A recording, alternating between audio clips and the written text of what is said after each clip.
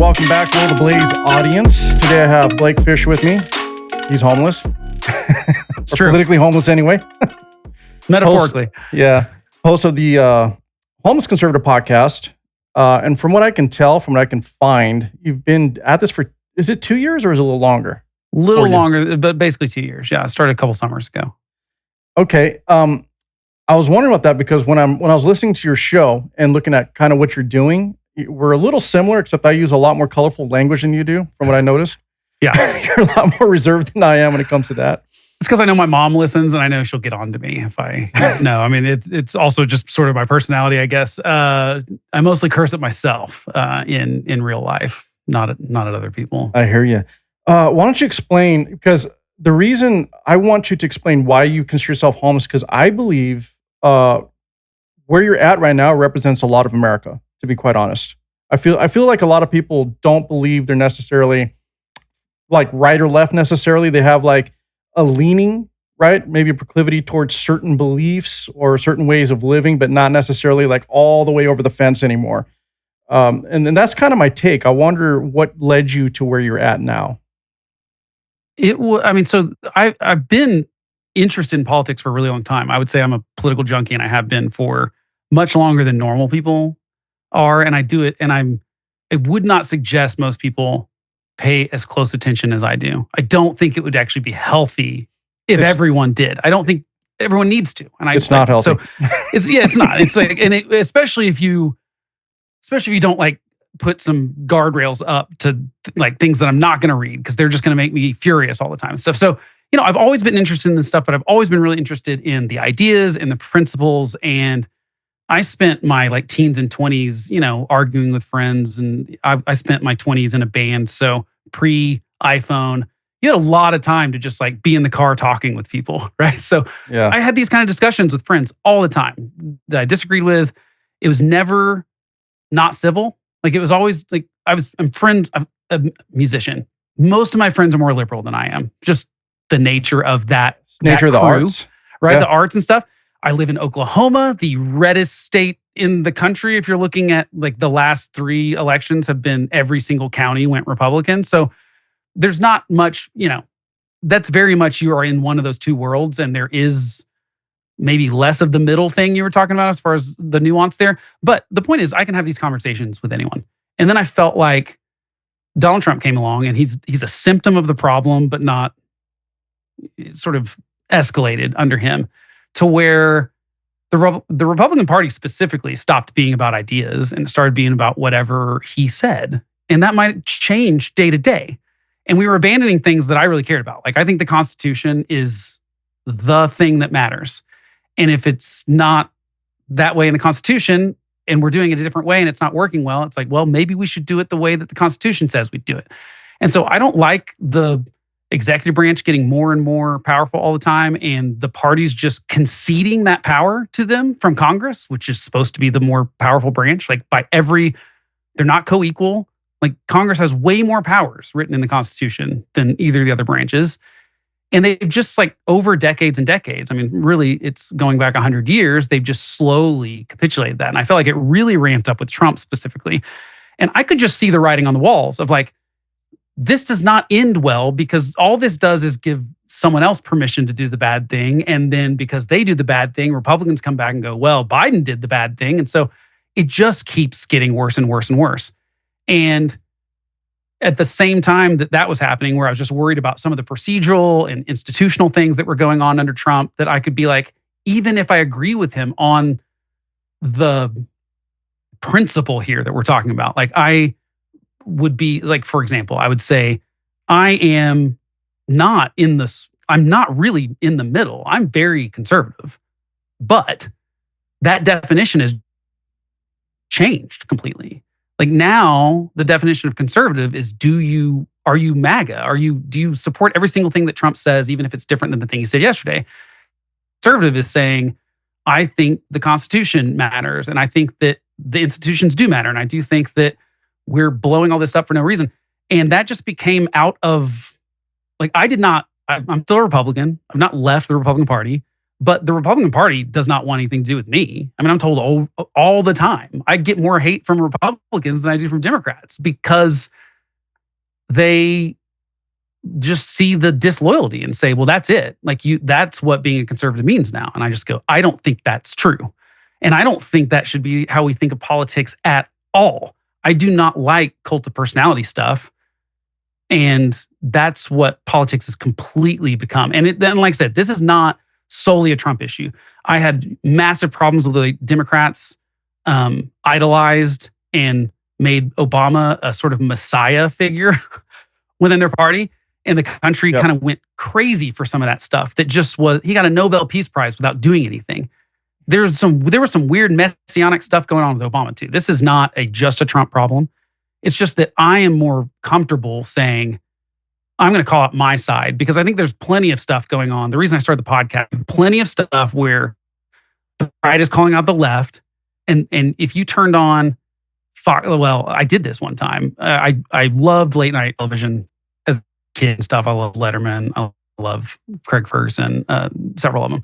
But I hadn't watched in a long time. It's just not that interesting to me. And as much as I like politics, I don't want my entertainment at night to be all about politics. And that's what all the shows had come about.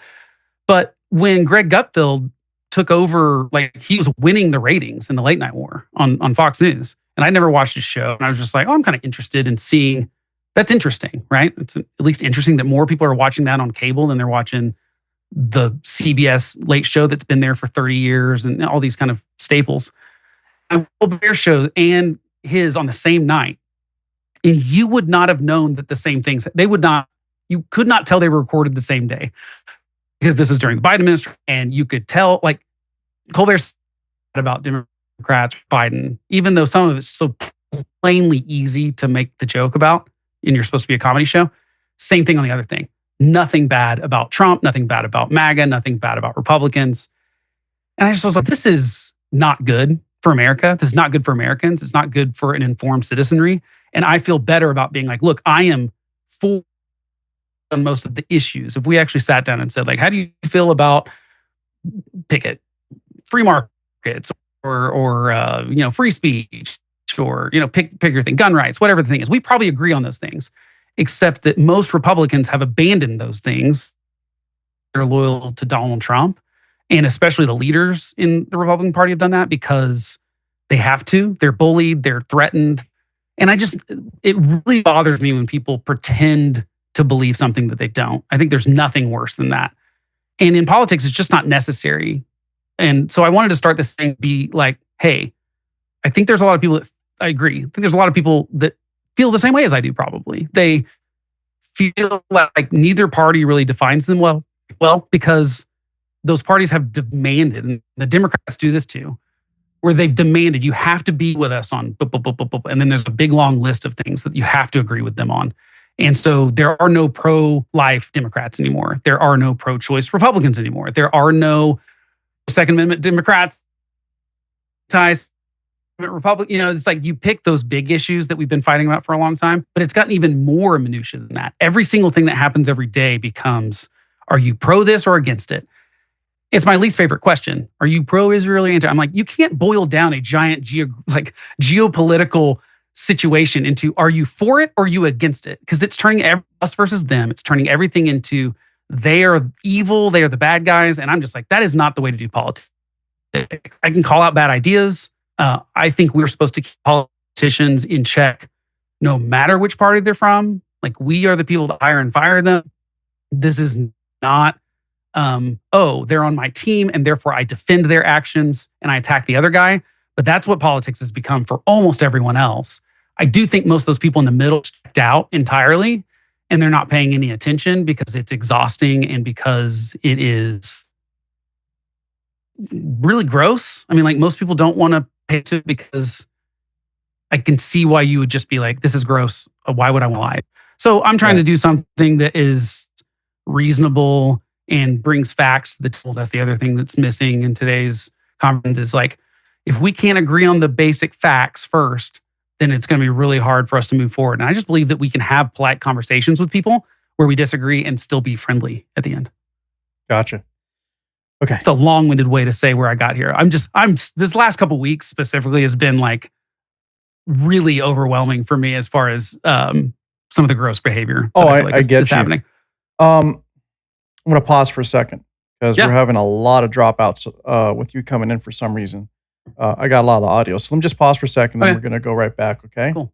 All right, so before I had to tighten up a few things, you were talking about how gross everything has been lately. And I still, after everything you said, though, I still believe that you're representing more of how people feel now, because with everything that's happened, you're right. Like, the Conservative Party is not so much the Conservative Party that we know. It's really become the, it's almost like you have to be a cheerleader for the team, is the way I see it. And no matter what, you got to go for your team. Like, and that's the same on both sides, by the way. I see that no matter what, you just got to back them, and we're trying to push them over the line to gain points. And it's become so petty and more about who gets the win rather than who's really representing the people, I believe. And that's what I've been seeing. As far as events go, I mean, are we pointing towards, like, for example, everybody knows the whole thing happened with Charlie Kirk. Mm-hmm. Horrible. As much as that was horrendous, and this is my opinion, what I find horrendous is how it's become so politicized. Mm-hmm. He was a podcaster that challenged narratives, whether you believed in what he said or agree with him. Regardless, he was just kind of doing what you and I do on our shows. We're just trying to get people to talk and think about things, and there was no need for that. But I saw kind of what was going on. I didn't watch it because I didn't want to. I just felt by then I was kind of checked out with everything going on with his memorial. I mean, 10 hours long. It was a service. It was a sermon. It was a Christian concert, and then there was a little bit of remembrance, and then it looked like a WWE event. Mm-hmm. So I feel sorry for Erika, by the way, because I think she really wanted to honor her husband, but it looked like it got turned into something a little bit more. Yeah. But it did bring people together, whether good or bad, however you want to look at it. I'm sure most Democrats look at it as bad. But what is your thoughts on how that is affecting us moving forward? Because I'm sure that's a big part of it. And of course, we can get to geopolitics later, because that's kind of like my thing. I love talking about that stuff for sure. What's interesting about Charlie Kirk is that, like, I didn't, first of all, I'm not in the demographic. I'm 42. He's talking to college kids. So I'm not supposed to be probably watching Charlie Kirk all the time. It's just, there are demographics here. It is a money thing. There are people that, they know their audience. And to some degree, that's okay. Like, to some degree, it's good to know, like, my audience is, conservatives in middle America, or it's, like, that's fine. Like, now, I think too often in politics, we've gotten into this audience capture kind of thing where Fox News can't say, like, they're already dwindling viewership because their cable news is just getting older and older and older. And to a degree, like, Stephen Colbert has the same problem. Jimmy Kimmel has the same problem. Like, they're like I think Colbert's average age was like 62, the average, which means all those people are dying, and, like, your audience is just slowly disappearing. And so I get that, like, you're desperate to keep it and stuff. And what you end up doing is compromising what you believe, and you say things you don't believe to keep the audience around. I see this happening with the conspiracies that go on the left and the right all the time. It's like, once that's the audience that encourages you, with the racism that goes on both sides, like, it's like once you sort of, like, get a taste of that, your audience is not willing to have anything else. And so to me, there's just so much of that that's been going on specifically over the last 10 years, like, really bad. You've got people that 10 years ago, I'd say, I agree with, like, a lot of stuff. I think they write great stuff. I think they say great stuff. Tucker Carlson is a smart guy. I know he is. And yet it's Tucker Carlson today is unrecognizable from 20 years ago. Yes. Yeah, like, he is. In principle, in ideals, in everything. And I only can look at that and go, that's for money. Like, I don't believe anything else other than it's for money. JD Vance has been 4 different people in the 8 years we've known of him. It's like, which people are like, do you like JD Vance? I'm like, which version of JD Vance? I don't know. We've had 4 different versions in 8 years. Yep. And so I don't trust that when people are not consistent. And so going back to the Charlie Kirk thing, is like, he's not someone that I loved. Like, I didn't like some of his style.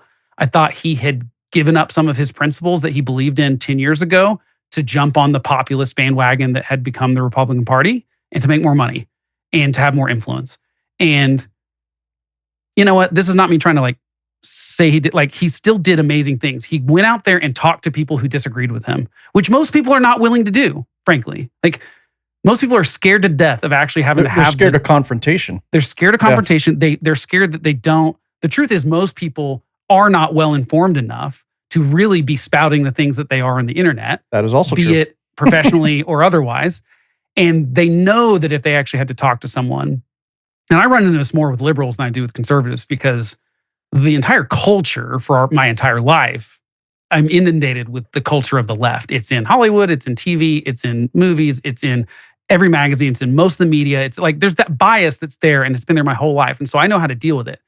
But I'll talk to a progressive that literally has never talked to another conservative in their life. They've never heard the argument. They've never considered it. And they don't even know the basic facts. Like I literally had a friend that one time thought you could just walk into Walmart and buy a gun. I was like, no, you have to pass a background check. He did not know you had to pass a background check. And I was like, well, I can see why you'd be upset about that. But it's your fault that you didn't know that. You know what I mean? Like I have access to the same information you do. We all have the internet. Yes. It's made us all dumber somehow, even though we have access to all the information in the world. So when it came to the Charlie Kirk assassination, the first thing, I mean, I've been sounding alarm bells for the entire time I've had this podcast, and even before that with friends and stuff, that this is escalating. Like it's getting worse and worse and worse, in the sense that, you know, rattle off all the near assassinations that we had that we called assassination attempts. And we had, it just came out this week that the guy that was outside Brett Kavanaugh's house had a plan to assassinate 3 of the justices. We obviously had like someone break into Nancy Pelosi's house and attack Paul Pelosi with a hammer. We had January 6th. We had Black Lives Matter riots. We have the Minnesota lawmakers that were targeted for assassination. We had just thing after thing. And most of them, fortunately, were unsuccessful. The Minnesota ones were successful assassination attempts because they're state lawmakers. I don't think they had the impact. And that was on a holiday weekend or something too, I think. It was July 4th or something. So I think it kind of got... They unfortunately weren't a world-renowned name, so people kind of they recognized them, but unfortunately they didn't get the attention they deserved. It kind of got swept up in a news cycle, which is unfortunate. And it seemed more like... And here's the other thing, is that for the most part, Josh Shapiro's house gets firebombed on Passover, what is clearly an anti-Semitic attack.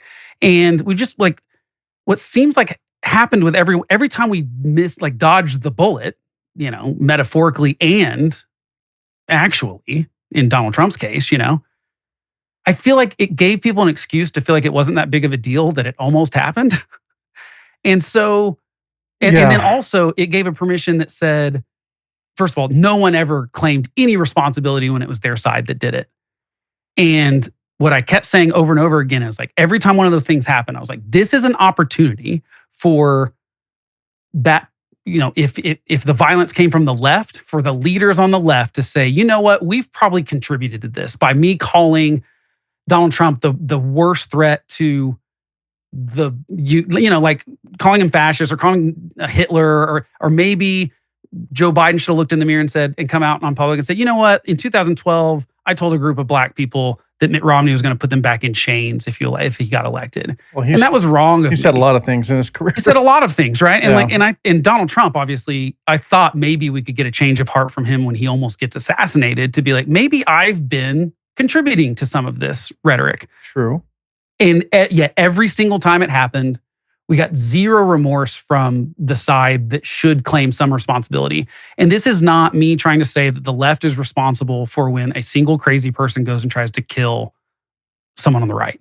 However, those people are absolutely influenced by the rhetoric that happens all the time. And when you tell people over and over again that they have no agency at all to control anything. So elections don't matter because they're stolen. We don't even admit we lose anymore. We just say the other side stole the election. So we're adding distrust to the electoral system. And Democrats and Republicans have both done that. It goes all the way back to George W. Bush, with Democrats doing it. And then Hillary Clinton calls Donald Trump an illegitimate president in 2016. She kind of does some of that stuff. Donald Trump takes it to another level in 2020, for sure.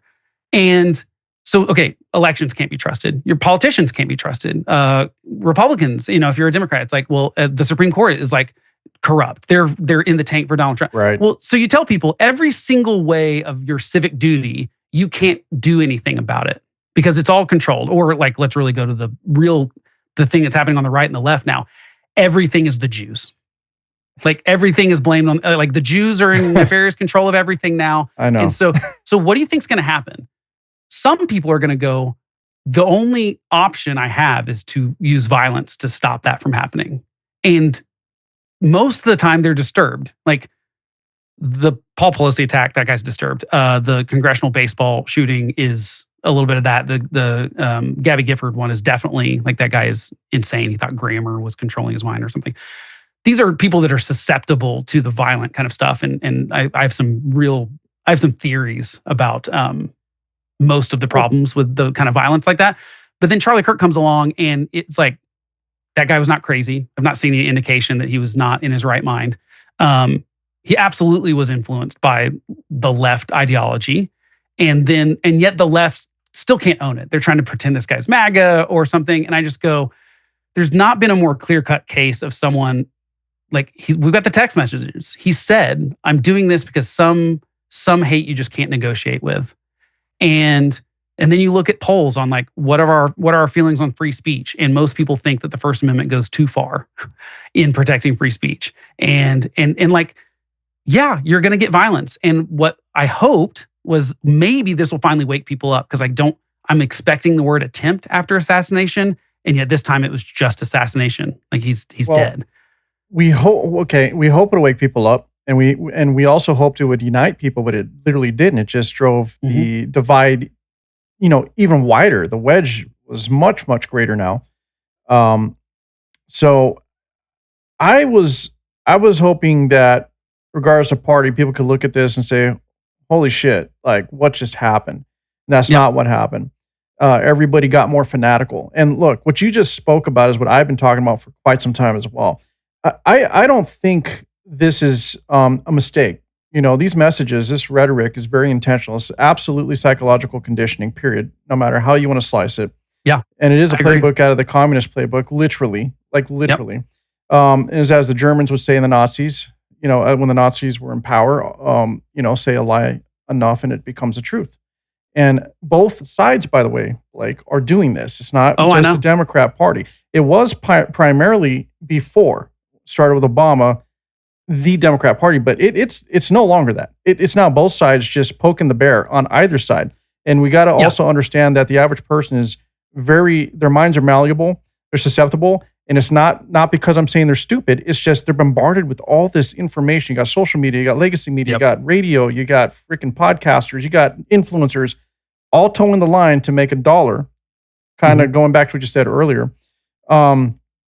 How, like you said about Charlie Kirk, not and I'm not bashing him either, but some of these people eventually they go, hey, I can make more money, earn some dollars for my family, et cetera, and they start to go with what works, right? They just keep going down that road, and we see that. So the responsibility falls on, I think, not just the left or the right, but everybody to recognize this. Like we need to disconnect, step back, and actually see what the hell's going on before we engage and step back in. And the other thing with all of this, where I'm going to go with this, is also how right away everybody wants to not, like you said, not accept responsibility. For example, the person who killed Charlie Kirk, he wasn't a psychotic person by definition necessarily, but he did get radicalized. And the problem we have is we are seeing this in our education system, mostly in higher education. I mean, when you have literal videos of instructors, people with PhDs, we're talking about professors sitting down, literally telling their students, we need to take down America. Communism's bad. We could argue that it could be, but whatever. I'm not communism. I meant capitalism. Sorry. Capitalism, I don't know why I said that. Yeah. I know where you went. I've been up a while. But capitalism bad, take down America. And yet they're benefiting off the systems that are lining their pockets, right? Some of these professors making, $150,000 to $200,000 a year.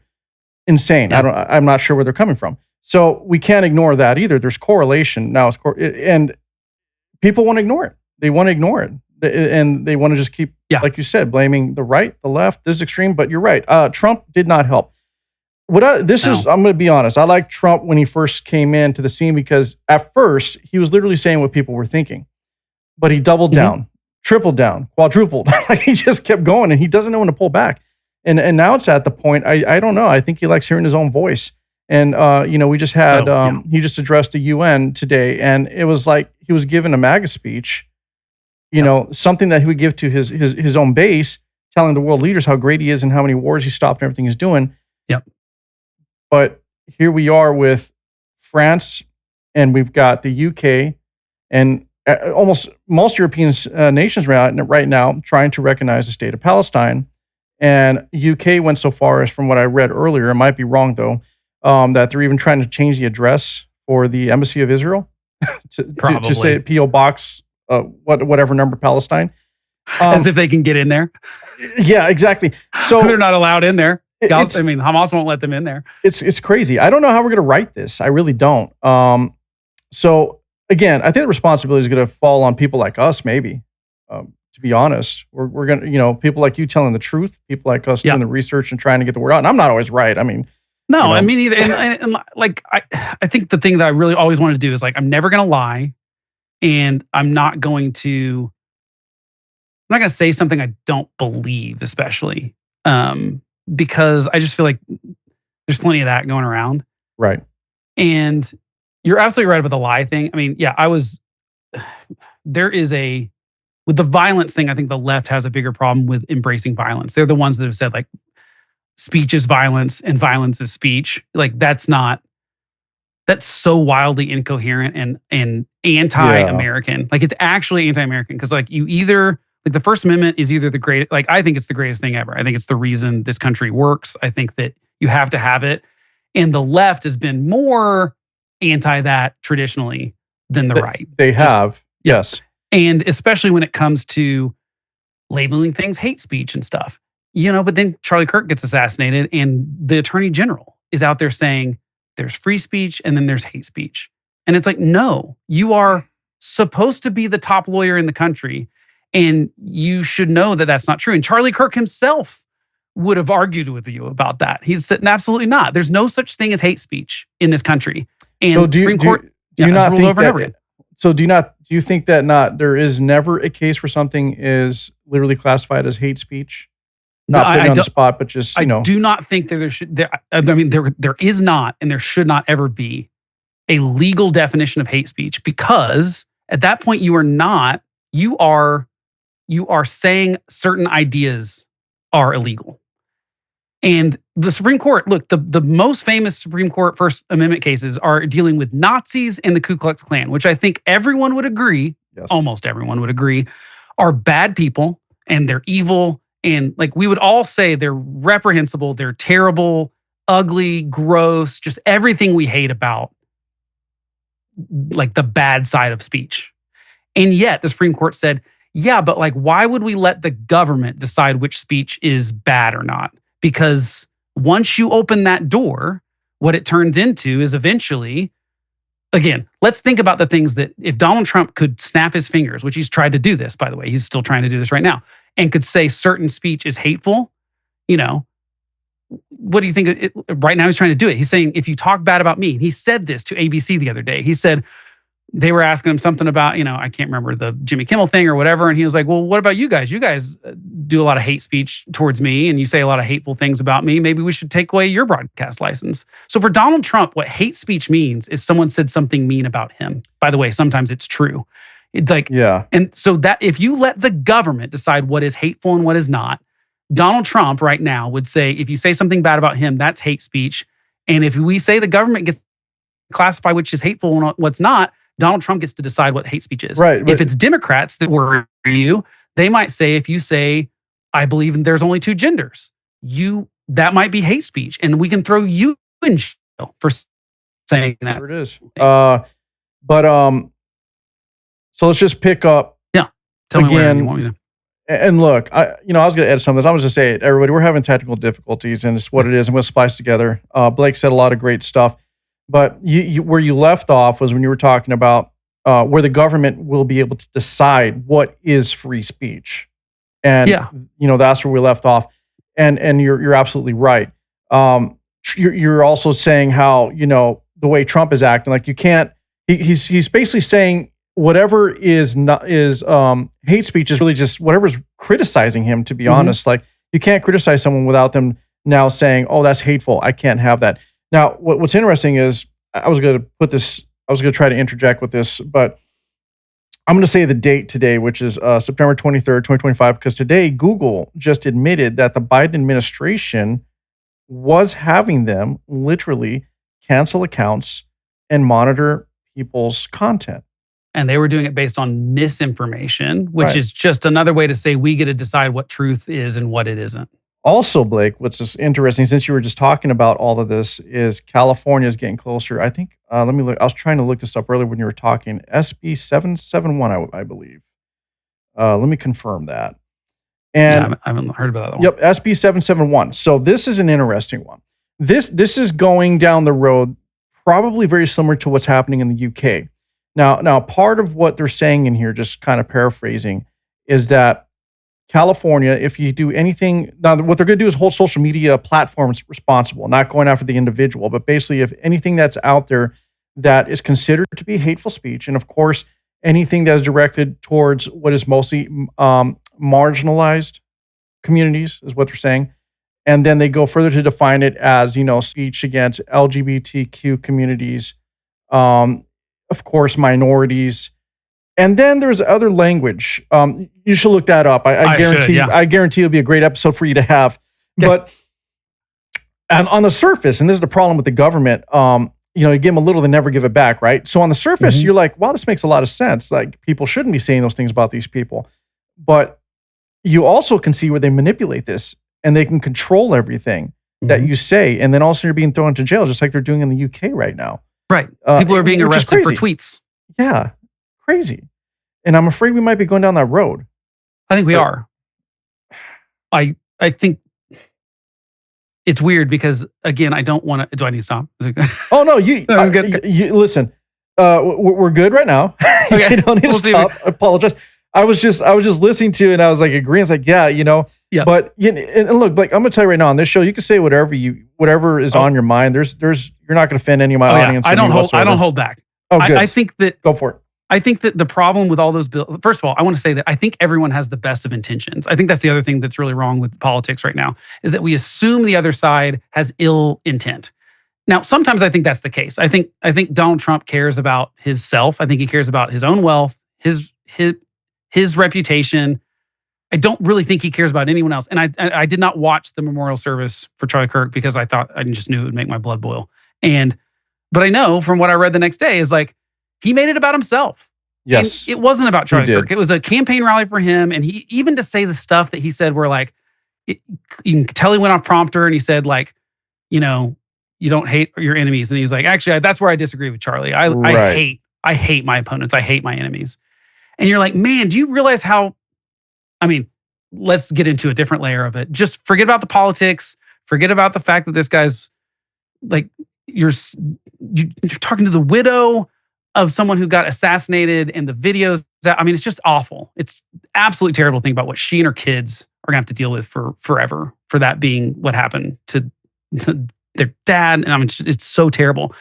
And he did this at the White House too. After the assassination, he started talking about like the remodel at the White House and stuff. It's just like he does not have he does not care about anyone else. And you can like Donald Trump. You can support his policies. You can say he's a better choice than Kamala Harris. I cannot deal with people that defend him on that. I'm like, well, no, but you don't know. And I'm like, no, I know. A guy got assassinated that he claims to be really close to, and he's talking about how they're redecorating the White House. Right. He doesn't really care about Charlie Kirk. I think there's two things there. I think one, you're right, or could be right.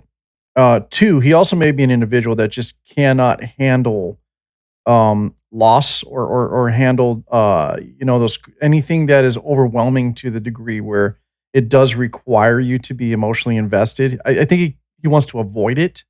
I don't want to make an excuse for him, but he seems like that kind of person where he just doesn't want to address it. He tries to deflect, basically. Oh, for sure. Which is a bad but I don't even look, think it's it is, and I just think it's not sincere.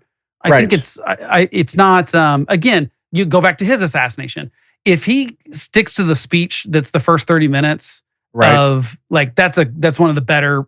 That's going to be a speech that everyone remembers for forever. Like it's literally going to be like one of the things that's going to be in the history books because he nearly gets assassinated. He comes out there If he did that and stuck to the prompter, it would have been great. Instead, he went for an hour longer than that and just started turning into it's the greatest hits of the campaign speech. This is why, like, I'm not going all the way down this road, but there are things that Republicans need to be concerned about with his age and cognitive ability that I think he is not the same Trump he was 4 years ago or 8 years ago. Like, he is getting older and his mind is not working the same way it did 8 years ago. And I don't want to be in the party that does the same thing that they did with Joe Biden, where they just pretend it's not happening. True. I think that we got to be really honest about that. So I'm not saying let's blame that on everything. He's got dementia. I'm not. Like, the Democrats, again, started the whole thing. He's dead a couple weekends ago. It's ridiculous. And well, it is ridiculous and funny, but not far off. I mean, he's not the same person. Who knows that?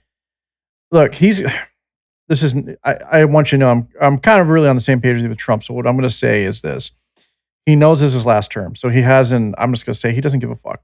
Oh no, he knows it. He knows it's that's it. He's going to do whatever he can, push the envelope. Yep. And I think with him doing this, that the stress and the weight of everything coming down, I don't believe that he already knew he was going to get pushed back. He knew he was going to get blowback, but the fact that not everybody is buying in hook, line, and sinker like they used to, I think is an issue for him, and is definitely a big roadblock. The Charlie Kirk thing made it look like a large part of the population believes in Trump himself, but a lot of them were just there really to memorialize Charlie, and then it got turned in to a damn Trump rally. Right, because he has to. That is the only way. Everything for him is currency. It's either is it actually making me actual money? It's all transactional. Or is it make me look better? That is everything with him. And there is no sacrificial thing with him. Everything is selfish. Everything is, how does this benefit me? And I think it's foolish that any Republican thinks that they're in his good graces. He will throw any one of them under the bus. And he has done this over and over again. That's why when people are like, JD Vance is going to be the next president, I'm like, there's not a chance JD Vance gets out of this 4 years without getting stabbed in the back by Donald Trump. It's just not going to happen because he does it with absolutely everyone. And he's not going to change at 80. Like 80, like no, he's only getting more into the thing. And so I'm like, that's just a realistic. I'm not like. Who does the party look to though? Because a lot of people think JD Vance would be great to carry it on. Yeah, but you're right. Yeah. I don't think he comes out of this unscathed. I mean, he's going to eventually be he's going to be the scapegoat, I think, on a lot of things eventually. Just like he's been throwing his own administration under the bus. And then goes back and says, "Oh, they're wonderful people." Yeah, there's a couple of reasons I don't think JD Vance can be it. Mostly, historically, we're always wrong about this 2 or 3 years out. We've talked about Scott Walker. We talked about Rick Perry. We talked about Hillary Clinton multiple times. We've talked about all sorts of people that don't even sniff the nomination. And that's even when we're like 2 years out. So there's that. Vice presidents don't have a great track record. They're 4 of 12 or something that have run for president and won. It's pretty low. It's really not very many, especially if they didn't inherit it via an assassination or something. And even those people tend to lose re-election. And so, it's not like just those facts would be enough to go, I don't think that it's a given that he's the guy. But then you compound it with like, he's going to have to figure out how to run for, first of all, I don't think Trump's economic policies are going to work. I think that the only saving grace for Trump is that the Supreme Court says he can't implement tariffs the way he wants to. And he can't do it anymore. Right. I think that's the only, because Congress isn't going to stop him. Even when Congress could thwart him for his own good, like the Matt Gaetz nomination for Attorney General was a thing where I'm glad, like I can't, my senator is one of them, who's one of the most MAGA people ever. And he was just like, I served with that guy in the House and he is the worst human. I mean, it's basically like, he's the worst human being I will not vote yes for him. And you know what? I'm not saying Pam Bondi's a lot better, but she's, I have a lot of problems with Pam Bondi. Morally and character and all sorts of reasons, she's better than Matt Gaetz. Now, I think Donald Trump, all he really wants is a sycophant and a yes man that says, he says, here's what I want to do. I want you to go after my enemies. And they say, yes, sir. Right. And so he's going to get that either way with either one of those people. But I think, Republicans helped Donald Trump save him from himself by not giving him Matt Gaetz. But they're not doing that with tariffs. And I don't think tariffs, when used this way, work. I think that you look back to the last election, everyone was mad about inflation happening. Tariffs are going to make the prices of things go higher, and you can't convince people. Fox News, no amount of MAGA, like brainwashing can convince people that stuff is not more expensive than it was. Oh, it is. Like, it is absolutely more expensive. And I don't think it's actually happened more even so much because we got these like pauses on Liberation Day and stuff. And we're only just now seeing those tariffs really kick in. So you're not going to really, but like around Christmas time, you're going to see supply problems. You will see prices if nothing changes. And I think that will be an albatross around J.D. Vance's neck. And he's going to have to try to figure out, how do I thread the needle where I say what Donald Trump didn't work while he's still president and can get on television and badmouth me for saying that? Because presidents in the past, like George W. Bush was not very popular when he left office. And Republicans were like, it actually does not help me to have you come campaign with me. And you know what? George W. Bush is like, I get it. Like, no problem. Like, I'm not upset about it. I'm not hurt. Donald Trump cannot do that. Like, J.D. Vance will not be able to say, hey, I need you to like dial it back a little bit, because Donald Trump didn't care about the Republican Party. He does not actually care what happens. No, he wants to be the star. In fact, I think Donald Trump will not relinquish control of the Republican Party. I think that what will happen is Donald Trump will crown someone. And so if it is J.D. Vance, that's who he decides to put his weight behind, it will be J.D. Vance. But it might be Eric Trump. It might be Melania. But your statement about him crowning someone is probably the truth, but no different than what happened with Obama. True. Obama's been the king of the Democrat Party for years. And that's the problem they're having right now. They don't know who's going to replace Obama. Yeah, I will say the difference there is that Obama, I don't think, wants to be anymore. It's just I'm agreeing. I was just going to say that. Yeah, no one has filled that void. So who's the next person? Yeah, because he wanted to, like, when the Joe Biden thing happened last summer, I think he wanted there to be a primary and stuff, but he was trying to pull those strings behind the scenes so he wasn't the guy saying what needed to happen. And I think that's admirable, but he is. And because the Republicans are in trouble for sure. If Donald Trump died tomorrow, it would be a mess, because I think all these factions that are coalescing around Donald Trump, if they no longer have that threat from Donald Trump, you're going to see the nationalists, you're going to see the racists, you're going to see the true conservatives, there'd be a lot of the Reaganites. There's going to be some infighting. The Democrats, I don't know what their answer is right now. I mean, I think that party's lost at the moment. They have an opportunity to get their shit together, to be quite honest, and really show people what they can be. Because I think the old Democrat Party, when back in the 90s, etc., I thought that was a whole different party. To me, back then they represented the people a lot more. Actually, were the part of the people, but they got away from that once they got a taste of power, in my opinion. Yep. And then it became the party of the stars and the elite, and they totally forgot where they came from. And but it's cyclical, right? It happens. Yep. The Conservative Party was that, and then now look at them. Now they're getting used to what they have, and now they're being freaking over the top and elaborate, and now themselves becoming elitists. It's the problem we have is, gosh damn, I just wish our elected officials, and it starts in Congress, in the House, in the Senate, actually just represent the damn people, and just I think party politics has to go out the window. It's never going to happen. I know I have a different view on that. So what I think the problem is, I think you're right to a degree, in the sense that you're right. But I mean, look, Donald Trump's campaign, that Republican convention was essentially Bill Clinton's convention in 1992 or 96. Yeah. They're not that different on, pick any issue.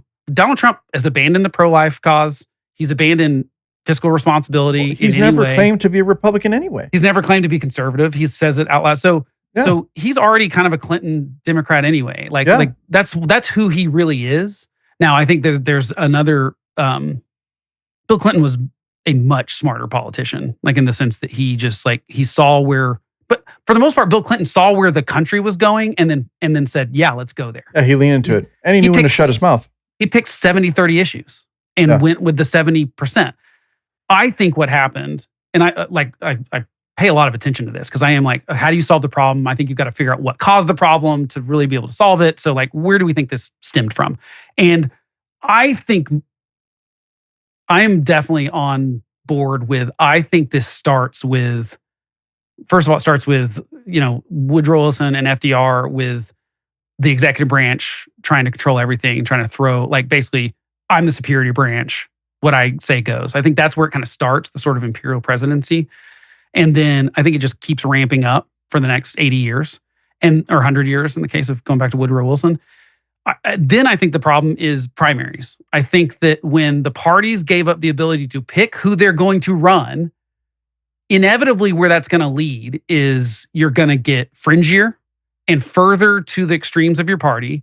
And you've opened up single issue groups to control the narrative instead of the party. So the party no longer gets to decide what the party represents. You're always going to have changes. I mean, like the Republican Party and the Democrat Party are going to change over time because issues are going to change, and like there's just all sorts of things are going to change. And that's normal. But what's not normal is that they've totally flipped on things. And it's more so because they look at the numbers and go, well, so a primary is just like people don't show up in primaries. I don't totally quote me on the math on this, but the 2016 election, which is the last time we actually had open primaries on both sides, you didn't have an incumbent in either way.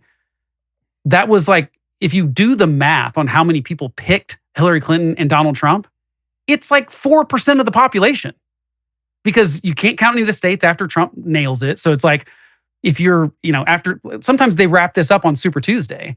And so half the states' primary votes don't count. It's just like totally worthless. I don't believe in 2016 for a second, if the parties had like overwhelming control over this, they would have let Bernie Sanders, who's not a Democrat, he caucuses with the Democrats, and Donald Trump, who's not really a Republican. Bernie was a more popular representative. Right, be their leader, like be the leaders of their party. They would go, no, like we have a litmus test. Like I think it would even be good for the parties to say, for example, we're not going to let anyone run for president that hasn't been a congressman or a senator or governor or something like that. Like just to gatekeep the sort of celebrity nonsense that I think we're heading towards now. And so I actually want to give the parties more power. I think that we stripped that away with campaign finance reform. We basically said, you can't do donations, but the Supreme Court says, and Citizens United says, well, you can't it's restricting speech if you say that people can't donate to like PACs, essentially. Okay, so I get what you're saying, but let's strip it down even more to the root of the issue. If we're talking about where we are now in modern times, the root of the issue is we got away from common sense and honestly family values. And I'm not being the ultra conservative guy. I get it. I get what you're saying. We did get away from all that, and we went down this rabbit hole of love who you want to love, be the sex you think you are, gender, whatever. And I'm not here hating on anybody, but those things did lead to where we're at because most people did not agree with it. And I'm not advocating for someone can't live the way they want to live. It's just nobody felt like that message needed to be forced down their throats every single day they woke up. You couldn't have an opinion and you were chastised for it and then you were canceled. Now I'm not that tit for tat guy because that doesn't get us anywhere. Right. But let's go back further. I think the root of the problem is that serving in Congress was never supposed to be a career move. True. Period. True. And in the 1970s is when you started seeing a drastic increase in salaries. It was never like that. It used to be like a stipend. It was like, okay, here's a little stipend or bonus for you serving, just to, basic necessities, wherever it was. And then the 70s when you started seeing salaries going, I think it was somewhere between 60 to 70,000 a year. And then here we are now, we're at 175 or 177,000 a year. And then you take that, and then also we got to look at, well, if you're only making this much money, why are you coming out the other end a multimillionaire as well? No, that is a gigantic problem. But serving 2 years or 1 year also, and you get full medical for life and retirement on top of that? Mm-hmm. No, there's all sorts of bad incentive structures there. I still think what it goes down to, though, is that the reason I think the left capitulated to the far extreme progressive wing of their party that does not even represent a majority of their party, much less a majority of the country. You're right. Is because once PACs can get unlimited money, but parties and candidates can't, who do you have to go to for money? PACs. Yes. What do PACs care about? Single issues. Planned Parenthood only cares about abortion access and nothing else. NRA only cares about gun rights, Second Amendment stuff, and nothing else. And pick it. Go down the list. Most PACs are single issue. There are not a lot of family value PACs. There are not. I mean, there are ones that but they're all like, it's like, we're the free speech PAC. We're the this PAC. We're the, and that's where you have to get the money, and you have to get people fired up enough to go to a runoff in August Right. for a primary So that no one's interested in voting in. And so the only people you can get to show up in those situations are the crazy people. That is who votes in primary elections. Is for the most part, it's very fringe, like way more politically active. They're junkies like me. They're probably not as informed though, because they're in echo chambers because they're on the far wing of their party. And that's how you get really bad candidates. And then what happens to the rest of us is November comes around and we're like, these two idiots are the choices we have. And it's because we let a system happen over decades that says, okay, 4% of your party is going to get a pick who runs in November. And I just think that's, people are like, well, it's undemocratic to not have primaries. I'm like, no. There's nothing in the Constitution that says that parties have to, they can pick their candidates in smoke-filled rooms. They could do it via a raffle if they want to. I don't really actually care, but I would love the parties to actually have some more ownership of the people they pick. And I think it would work because I think part of the reason the Democrats are in such a bad position right now is because their crowning of Kamala Harris, first of all, their cover-up of the Joe Biden stuff, pissed off a lot of people, not just Republicans. Like my Democratic, I do not have a Democratic friend that defends what happened as far as what Joe Biden did and the people around him and the Democratic Party. And they were lied to. Now I think you have agency to find the same stuff I did. It was not a shock when he went down in flames in that debate, because for years I had been going, this guy's not okay. And this isn't me saying, I mean, obviously I disagree with him on stuff, but like, he's not okay. He cannot be the president. And I thought his choice of Kamala Harris was that's what really. That was a strange one. I might have voted for him in 2020 based on my dislike of my distrust of Trump at that point. Except that when he picked Kamala Harris, I go, he is not taking the fact that he's old very seriously, because he picked the least qualified VP candidate of all his options and he said it out loud because she was a black woman. Well, and I just go like, that's not a good reason to pick someone. That's exactly why. It's not a good reason to pick someone. And it's not fair to her either, because it gives her no chance to actually prove herself. That goes back to what we were talking about earlier about how we got here. You know, the Democrat Party then. Yep. They're not seeing it that way now, but then it was all about virtue signaling.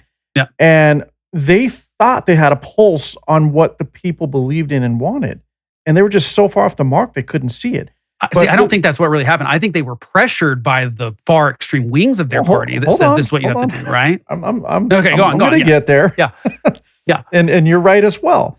So, but let's go back to what we're talking about with narratives, rhetoric, psychological conditioning, right? Maybe they didn't believe this. Maybe they were pressured by their donors, as you were saying. Mm-hmm. But it was enough messaging every day out there, whether they believed in it or not, they were saying it, people were buying into it. And then at that point, you can't just put the brakes on, right? No, it's just not going to, like, I'm not stopping within 10 feet anymore because now I need a distance of 1,000 feet to make this work. And they were just too close to the wall.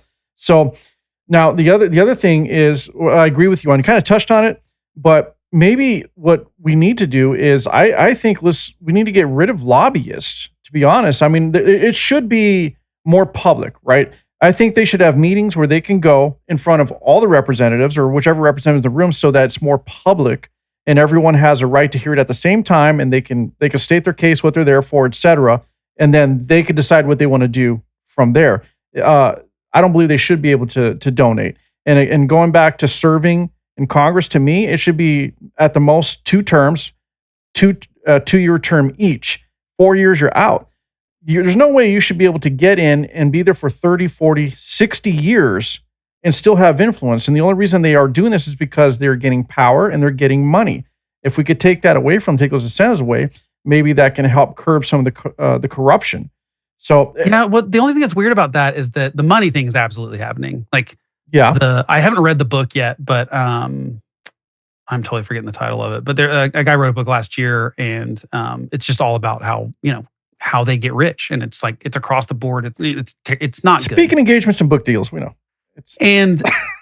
but the power part is interesting, because I don't think Congress is interested in power. They're interested in keeping their seat, but they're not exercising their powers. But is there no power in keeping that seat? Because I mean, it's all about influence, no? Yes, Possibly? no. I actually don't think it is anymore. No? Because if it was about influence at all, more Republicans would push back on Trump and more Democrats would push back on Biden. Like they did stuff that was against their interest in keeping their seats even. Like if you were really interested in having the power, like, well, here's two examples, okay? I think that like future thinking Democrats and Republicans had opportunities to take back the reins of Congress and make themselves seem a little bit more legitimate and throw their weight around. And I would say with Trump, it's obviously his impeachment and removal. Republicans in Congress, actually, they didn't want the uncomfortableness of the death threats they were getting, which is insane to me also, by the way. That's warping the death threats that people's families are getting in Congress is, it's not something that you should have to worry about. Swatting and all that going on. Shouldn't be something people have to worry about. But now people are leaving Congress. Most of the people that are leaving Congress are going, I'm a politician. I signed up for this. My family did not, though. And so I can't do, and so that's a really bad part of it. But they had they basically chose to not piss off the crowd and do the easy thing because they just thought it would take care of himself. They just thought, well, no, surely after January 6th, no one's going to put Donald Trump in power again. And so they didn't do the thing that they should have done. And I think Democrats did the same thing with Joe Biden. It's like Dean Phillips is the only Democrat with any credibility to me because there's no way everyone didn't see what was going on and they lied to us and they lied to themselves and they lied to the party and all this stuff. And then on top of that, when his behavior was bad, like for example, the preemptive pardons, especially for his family, I think Democrat, if you were a House Republican, House Democrat at the end of his term, I think it would have been wise to bring up articles of impeachment against him so that you were consistent about it. And when you're running for president in 2028, you get to go to Pete Buttigieg and Kamala Harris and everyone else that wasn't on board with it and go, so you're okay with presidents giving pardons to their family? Because Donald Trump's going to do that in a couple months, right? And you're not going to have a leg to stand on.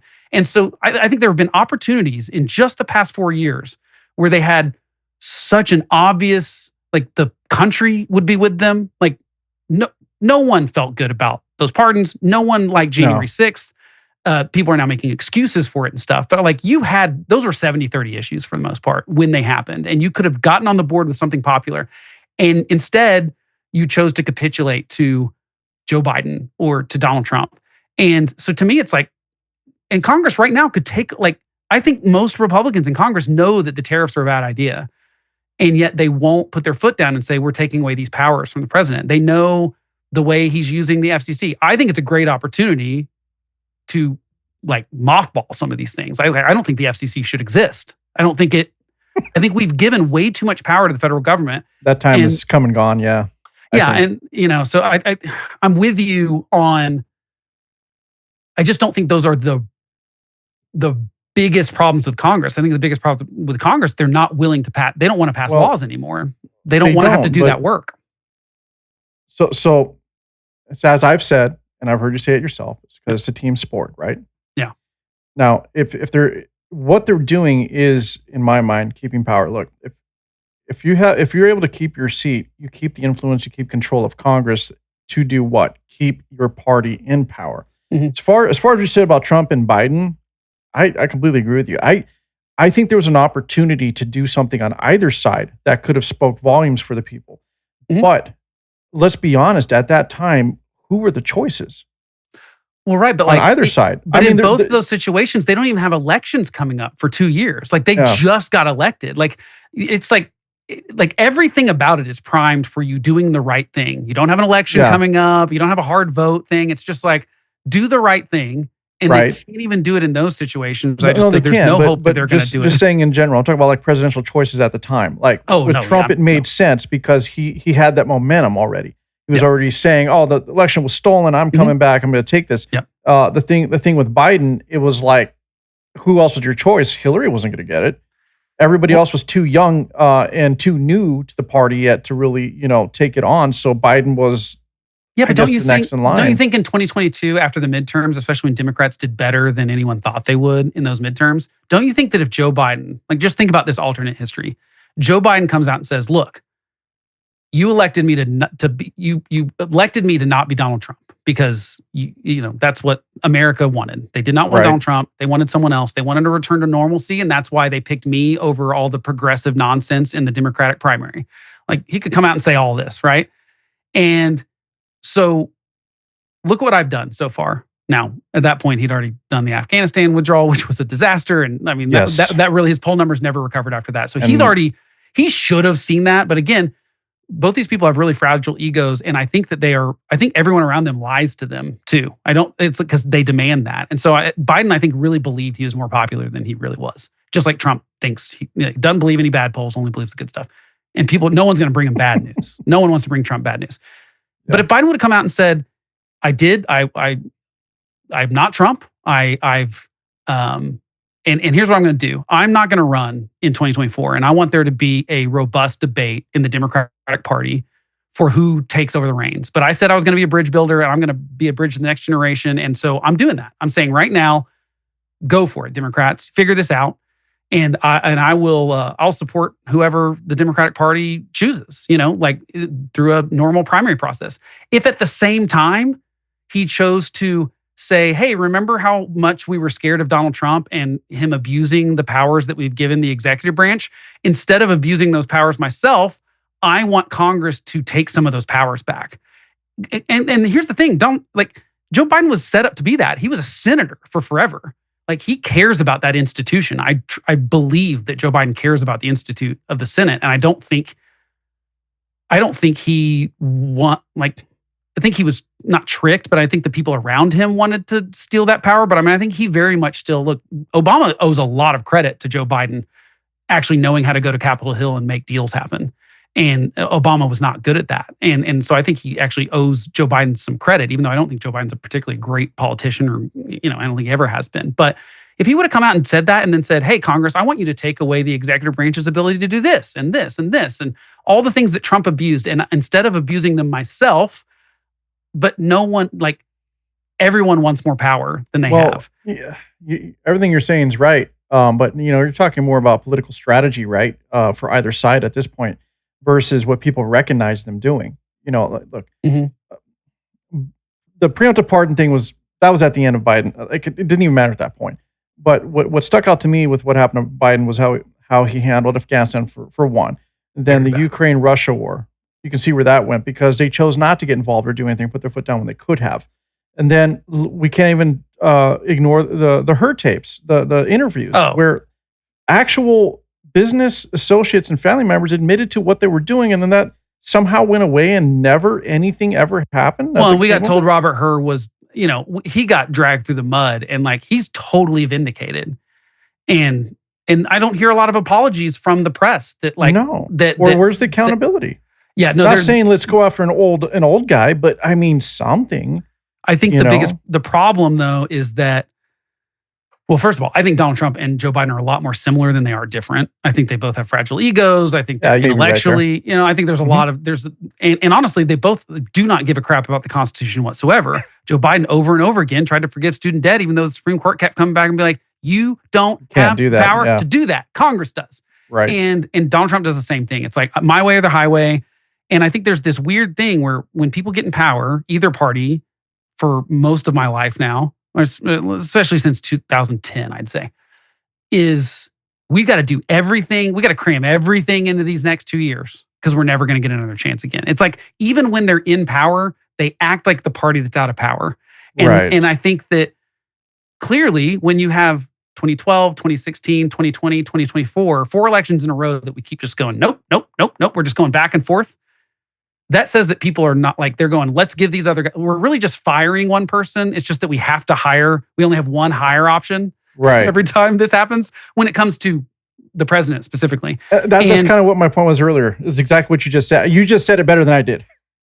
Yeah, it's just they don't have it. It's what choice do we have? And that's where I go, okay, we've got to move backwards from that. And we got to say, first of all, the president's not that important. We got to go back to the president being properly in the president's role. And we've just moved so far away from what Article 2 of the Constitution says. And Congress has abdicated so much of their power to the executive branch. That has to get back in order.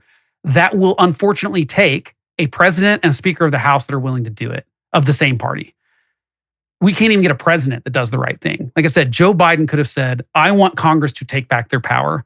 If they didn't at that point, he can be like, I tried, and Congress wouldn't do it. You know what I mean? Right.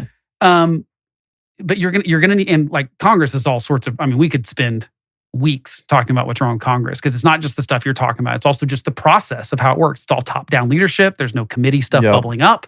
That's true. Like, we're not allowing, like, basically no one has any power. All you do when you go to Congress is fundraise for years. You don't ever get to write a bill. You probably don't get a vote on a bill. I mean, Congress has passed 3 bills, I think, since Donald Trump became president. It's been 8 or 9 months, right? And the pork, man. I mean, come on. Can we, on some of these, can we have them single subject bills? Can we do that? Can I give you another unpopular opinion that I was swayed on? I used to be similar. I was like, this is a waste. It's basically pennies on the dollar if you take all the pork. If you actually put more pork into stuff to get people to compromise. In the sense that, like, that's all it is. I get why. I get why. And the point is, like, if you could get, like, for example, like a real plan to fix the national debt, like, I'll give you all the pork you want, because it's like pennies on the dollars on what we'll save. I get it. I get it. But like when we're talking about back when they were trying to tie together, locking down our borders, and then giving Ukraine X amount of millions or billions, and then trying those together, you know. Yeah, each was important, but they should have been separate issues. But I think the problem is you'll never get a Congress that votes on single issue stuff. No, they're not. I know. It's like they can't be seen to have voted no on the thing. And that's why they don't bring stuff to the floor at all anymore. They don't even want to have to vote no on the thing. You're right, huh? You know, and so there's so many processes that are wrong with, and there's some really interesting ways. Ben Sass is someone I really like, who was the senator from Nebraska. He's not anymore, but he wrote I think it was Washington Post or New York Times, I can't remember, like a whole article about, like, here's some things I would change about the Senate that don't require, it's like just rule changes. Literally, we don't have to, like, get an amendment or anything. It's like, I think they should live together. I think we should literally have, like, congressional dorms of sort where you're actually spending time with these people and stuff. Not a bad idea. They're just all these things that were like, and so, you know, it's like, my problem is that everyone excuses the behavior on their side. No one's ever upset about the corruption or the power grabs or the unconstitutionality or even the exclusion of violence. Like, no one ever calls that on their side, because it's not just a team sport. It's become a religion for a lot of people. Like, this has replaced religion as people's religion. Like, people didn't leave religion. They just found another one. And the other one is now, and you think about it, like, look at, like, the messianic stuff, like I said, with Obama and Trump. And it's creepy. Like, I'm a Christian, and it thoroughly grosses me out, because I'm like, so intertwined, Jesus does not need Donald Trump to save him. Like, that's not like, you don't really believe in Christianity if you think that, like, if Donald Trump's not elected, that, like, Christians are going to be murdered in the streets or something like that. Like, you're just not, like, you don't really have a faith in God. You have a faith in Donald Trump, and you think Donald Trump, like, God needs Donald Trump or something. And it's the same, like I said, the same kind of stuff happens on the left. They just replaced with, and again, how you talked about the sort of the way the left talked about the stuff that, like, well, you can't, if you say there's only 2 genders, you are hateful. Again, this is something that 10 years ago, everyone would have agreed on. You'd been like, why are you asking me a question? Is this a trick question? They've been trying to figure out what the angle is. Yeah, there's 2 genders. Like, no one would have said otherwise, right? Right. And again, I want people to be able to live. I think what's great about America is that you get to live the life you want to lead. You know, that's the beauty of it, is that, and that's why people come here, and that's why it's. I love that part of America, that, like, people get to come here, and, like, I mentioned my wife's grandparents, like, our great grandparents moved here when they were pregnant with their grandpa from Italy. You know, almost everyone has some story like that. I mean, unless you're just Native American, I guess. Like, almost everyone came here from somewhere else. Yeah, and absolutely. And I like that. It's like people got to go make a different life, and I think that's also for. I think there will be people that do it in a way that I disagree with, and I'm also what I love about America. It's like, different states can do it a different way. Different cities can do it a different way. Like, if we don't have this uniform thing, you can't do that with 330 million people. And the problem is the left specifically got into a situation where they were pressured by their progressive wing or whatever, but they also turned everything into a moralistic thing. Everything was black and white. It was, you are either on our side or you're evil. Yeah. There was no... that was exactly it. Yeah. Yeah. And they did that worse than the Republicans did and ever have, in my opinion. And they're still doing it. And they're not learning from their mistake. It's like the trans stuff is such a funny thing to me because, like, why are you still arguing for guys to be in women's sports? Like, we can talk about, like, you could say that I want, like, we could have all sorts of disagreements about, like, the details of what should children be given hormones? Should we have surgeries? Is it wrong? Right. Like, can adults be transgender? Should they be in women's bathrooms? We can have all these discussions. I don't see how anyone is still defending the sports thing because it's so, like, voters are just like, that's crazy. Caitlyn Jenner says it's crazy, who is a Olympic athlete, and says that's insane. If you have people that used to be men who now identify as women competing against women, it's not safe for women. It's anti-woman. It's anti-feminism. It's like all the stuff. You're undoing all the stuff that feminists try to do. But, like, they have to go along with it because otherwise you're ostracized. I agree with you. Out. Like, okay. I didn't think we were going to go talking about this, but since we're talking about it, my thing is this. I don't believe we should be celebrating sexual preference. We should be celebrating humans or whatever it is that they do in their achievements.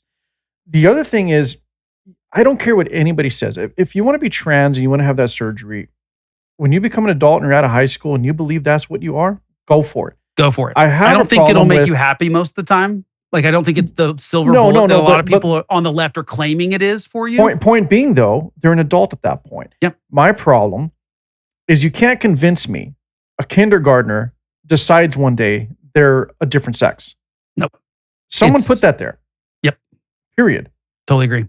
It's I just had this conversation with some friends because we know someone that it's like they're 2 or 3 year old, and I just go, oh, that is, or celebrities that have 2 transgender kids. Like, statistically, right. That is an impossibility, possible. Right? Yeah. That idea, that is and what my theory on that, by the way, and by the way, this is also my theory I kind of mentioned this at the top of the show. Like, most of the crazies, the right is trying to paint this thing as like, and I don't think they're totally wrong, but again, they're not coming at it from the right. I don't think they're saying it the right way. Their approach right now is saying that, like, look at all these shooters and violent people that were transgender, and they're not wrong about it. And the left does need to own it. The left, I love how, like, New York Times, there's a correlation. 20 paragraphs in before they mention any of this stuff. They're never using pronouns. They're trying to, like, dance around. We're not going to mention anything because they don't want to admit it. I think the problem, the right is saying transgenderism causes this thing. I actually think they've got that backwards. I think that most disturbed people or crazy people are influenced by the culture around them. And this is something we've been constantly talking about in the culture for a decade now or so. And on top of that, it's not just that we're constantly talking about it. We celebrate people that transition. Now, if they detransition and change their mind, they're vilified, by the way. Again, you don't really believe in people's choice to do stuff if you vilify the people that detransition and want to talk about it. If you call them bigots and they actually lived the experience. And so I think what it's become is most people, the left has embraced victimhood as a legitimate thing to be proud of. And they've done this with race, and they've done this with all sorts of things. Race, sexuality. Again, sexuality is the least interesting part of anyone's personality, in my opinion. Like, it's just right? It's just not interesting to me. I don't sit around and talk about people's, like, sexual preferences. People don't wake up and that's top of mind. Like, yeah, it's just not important to me. But it became the most important thing.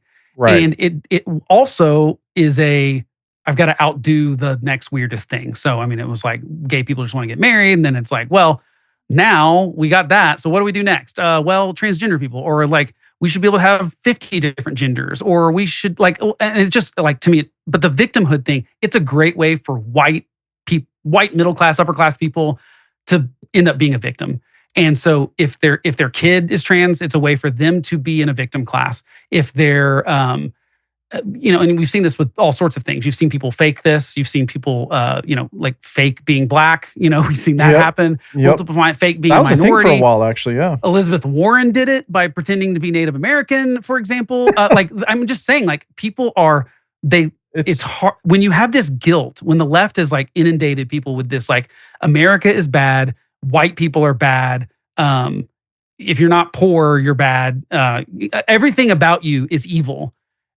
People are going to be desperate to find something that makes them accepted in a group. And I think that is, I think it's a social contagion because, like, I'm not saying it, there are legitimate cases of it. Absolutely. But they're much more rare. Like, you just look at the numbers and you look at the social influence of it and how it's happening more. Like transgenderism, like the true medical thing that used to happen was exclusively with like 2 or 3-year-old boys. And it was very, very tiny percentages of people. It never, I mean, don't quote me on never.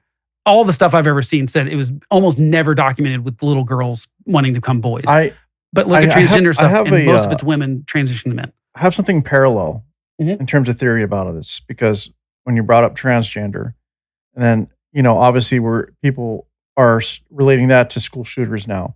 Yeah.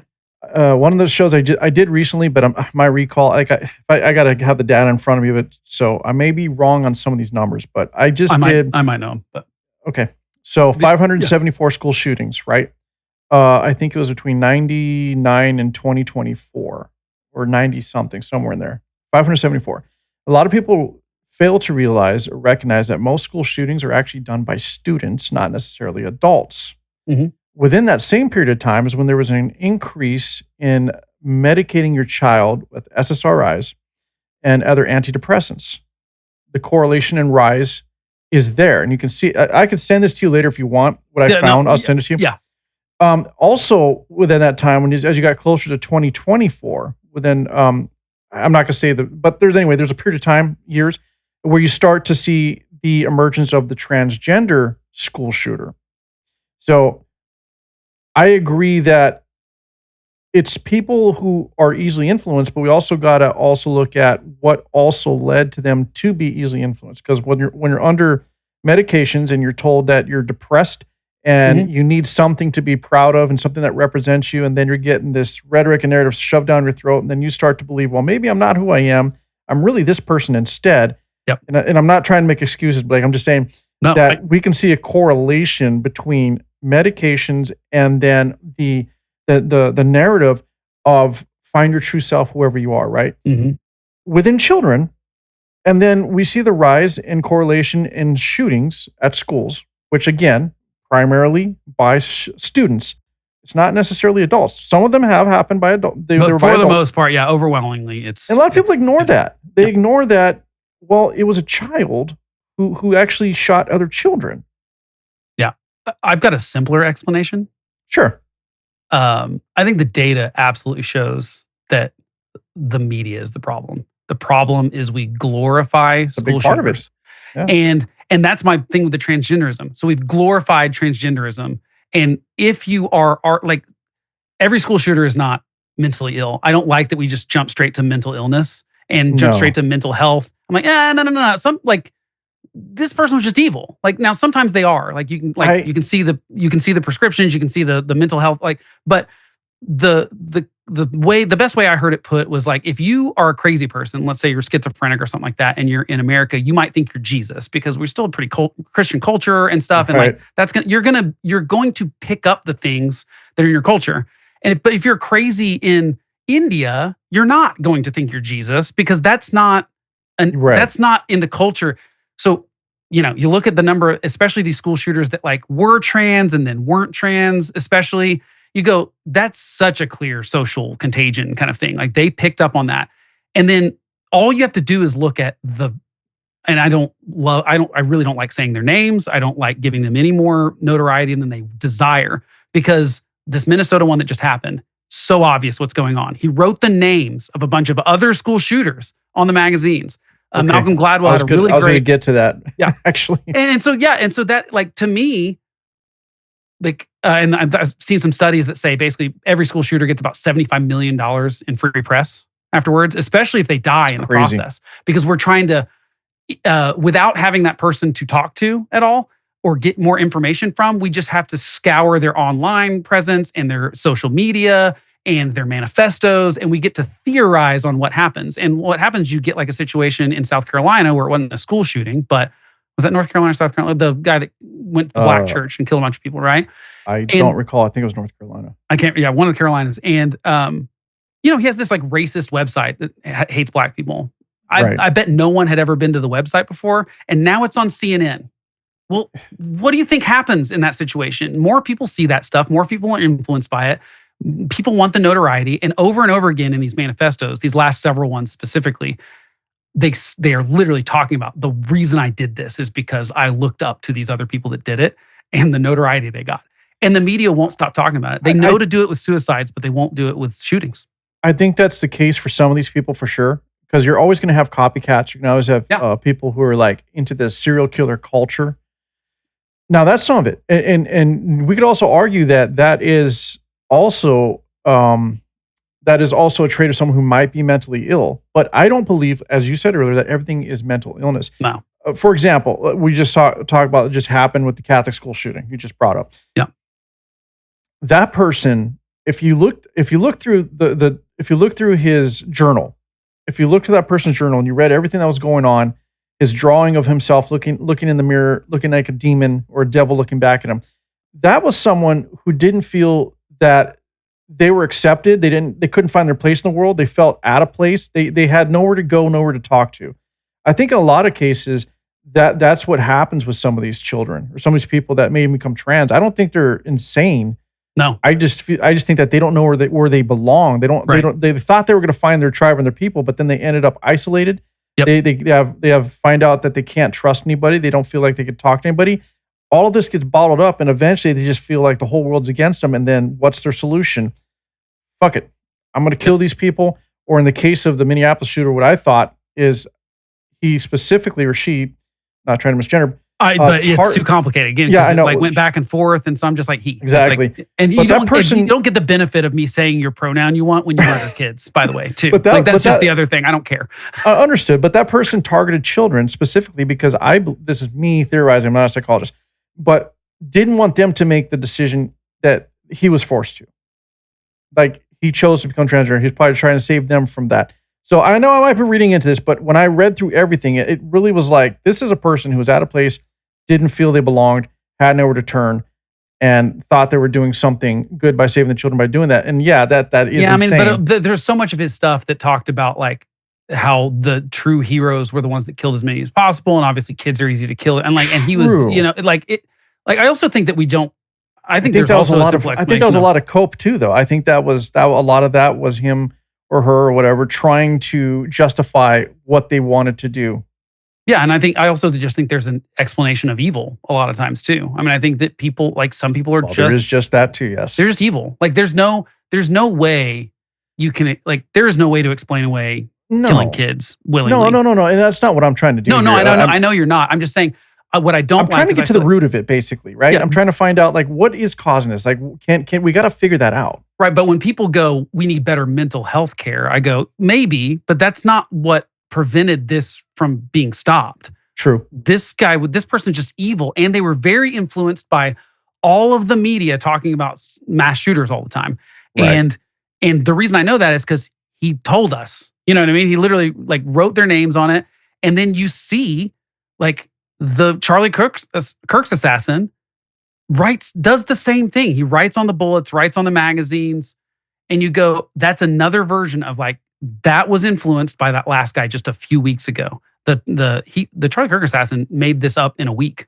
He literally decided within a week to do this. We are a culture that normalized violence. I had this discussion with a guest previously. We are. Literally. And it's it's become normalized. And when you're looking at social media, it's like entertainment for people. It is. They no longer look at it and feel appalled by it. They're just like, oh, he should have done this to the guy, or maybe he should have pulled the trigger, or they're just cheering on, cheering it on, getting blown up by, a rocket or whatever it is. I'm just and I will examples, say but you know what I'm saying. Yeah, I will say Democrats did a pretty good job with the Charlie Kirk reaction, elected Democrats and people in power and stuff. Most of them said all the right things, including some celebrities that, I don't know if you heard the Jamie Lee Curtis thing. She was in tears on a podcast talking about how, recently. Yeah, right in the aftermath of it, and it was, I know she's I know she's super liberal. I know she disagrees with Charlie Kirk on everything, but she was just heartbroken by the fact that this guy was murdered for talking, and he's got kids and a wife, and so dehumanizing when we cheer on violence. And I think so. In one way, that reaction was like somewhat a relief compared to like Luigi Mangione situation where there are literally people still like selling t-shirts and they're like, again, Glorifying like it. idolizing this guy. Yeah. And you saw it happen with the guy that went into the office. He thought it was the NFL office. He's on the wrong floor. He ends up killing an executive at BlackRock. And people are like, good. Right. I'm right. Because you don't like the company she works for. You think that this mother deserved to be murdered.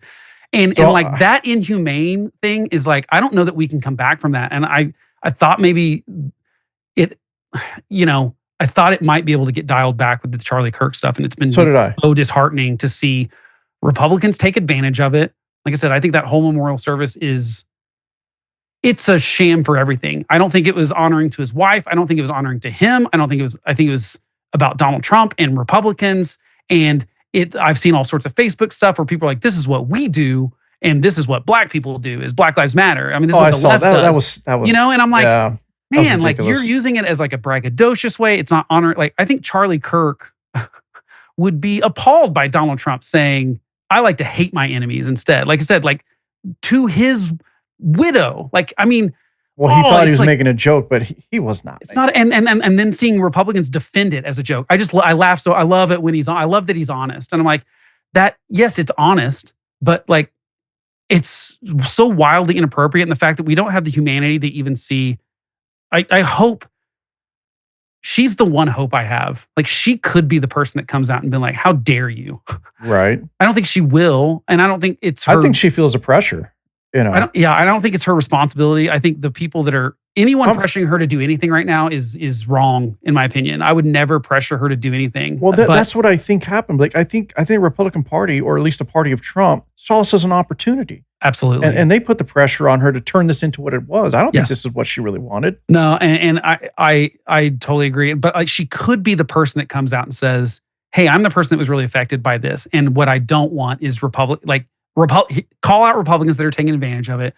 Call out Republicans for saying Charlie Kirk would have been furious at the idea of Trump's FCC chair threatening to take away people's broadcast license because they said something bad about even Charlie or Donald Trump. Like Charlie did not I disagreed with him on a lot of stuff. I absolutely believe that he believed in free speech in a way that like he did not want to silence his critics.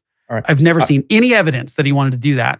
And I would love to see her step up and do that. I don't expect her to. Well, I will not be disappointed if she doesn't because give her a little time. She's the victim here. But that's kind of my last, or Spencer Cox, the governor of Utah, said all the right things in the wake of it. And he was a real, what a leader should be.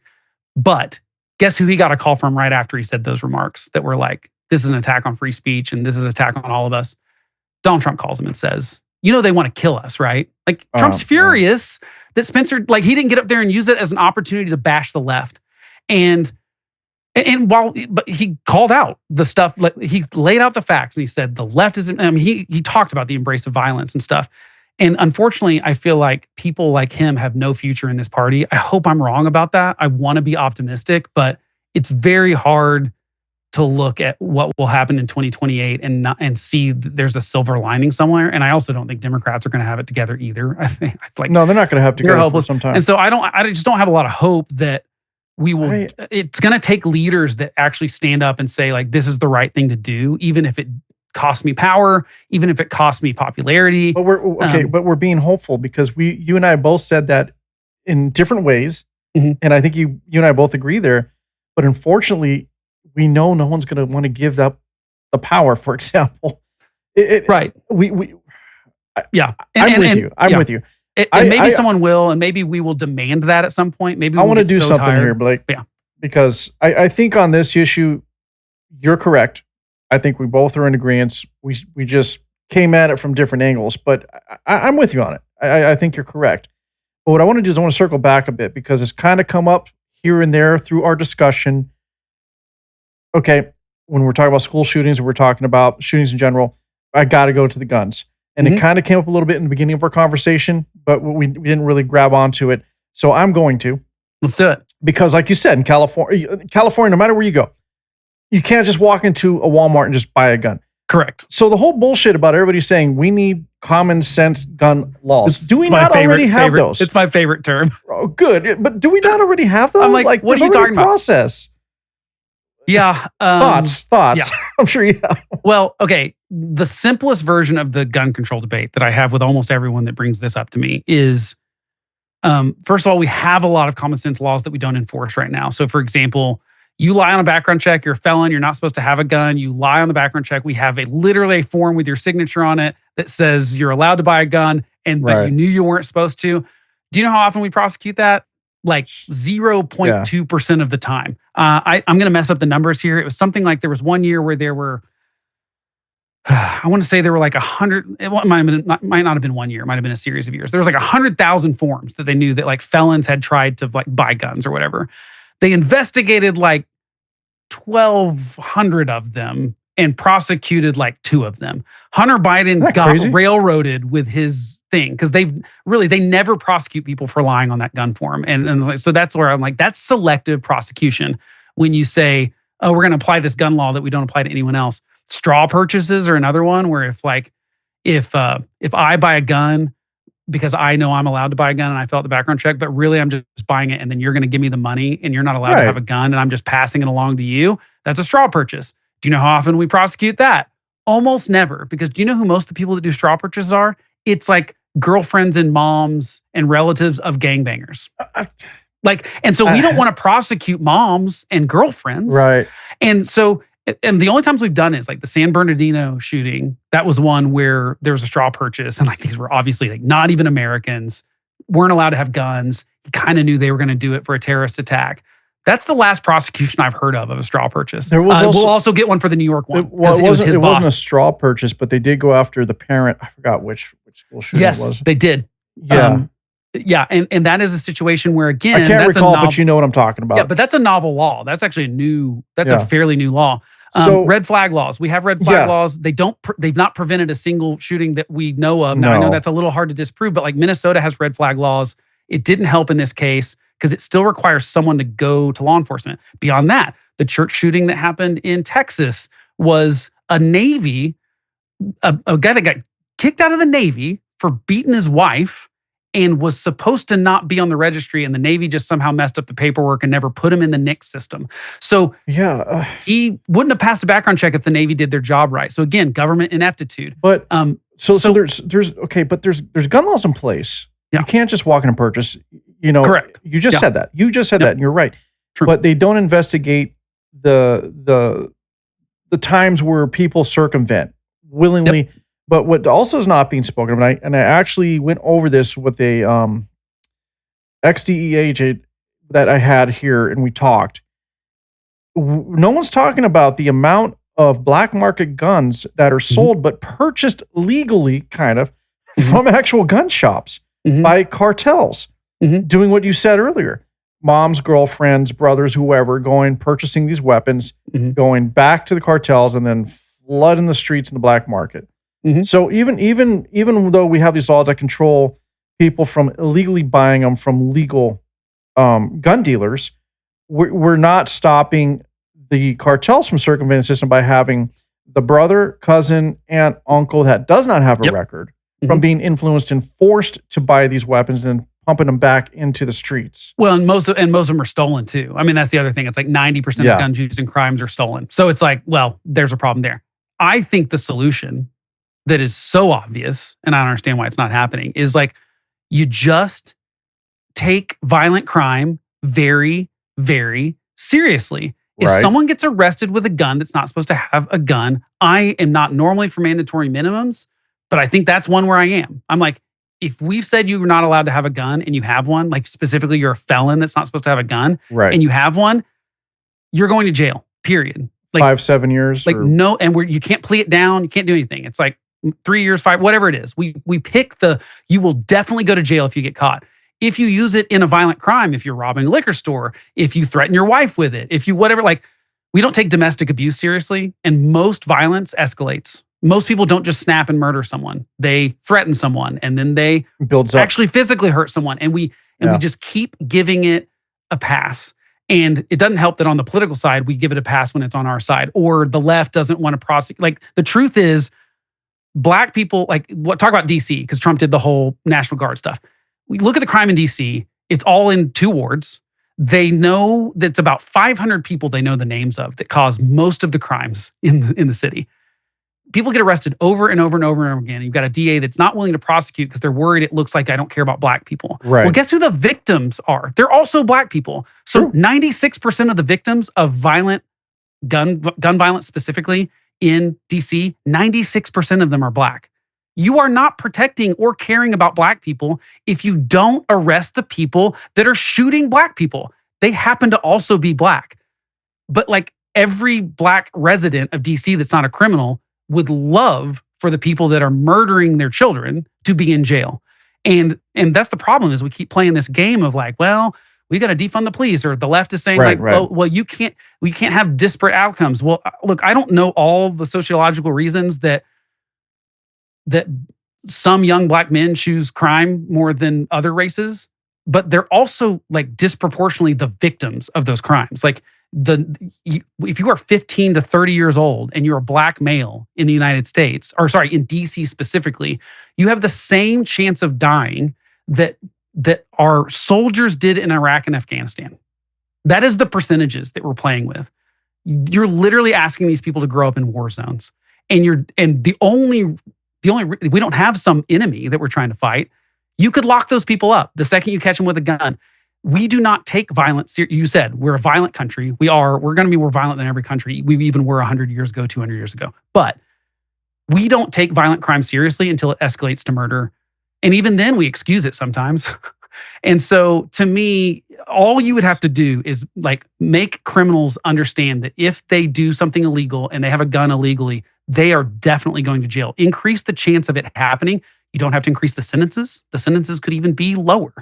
But if you increase the chance, like, they know if they get caught, they're going to jail and they're not going to be this revolving door, I think you will see a reduction in gun violence. And I also think you have to do that with school shooters too. I think you have to increase the chances that they're going to get shot before they get a chance to kill a bunch of people. And going back to the manifesto of the Minnesota shooter, he was calling the guy in Indianapolis basically a punk, and several other ones that went into a place that got shot by a concealed carry holder. And he's basically saying, like, they're losers. Well, right. I mean, that's a great way to influence people to not do it. You might get shot by someone. So there's a lot there. Oversimplified, obviously. No, that's not oversimplification, because if people are not getting punished appropriately for the misdeeds, then of course there's never going to be a correction of the action. Right. Correct? Mm-hmm. Now, as far as gun violence goes, now we're talking about gun violence, it's disproportionate in terms of how it's being presented to everybody, because they just look at the problem being the gun. Right. Look, I could put the gun on my desk, never look at it, and it's not going to do anything. It will never hurt you. I'm just saying. And I know people think that's an asshole way of saying it, but it's true.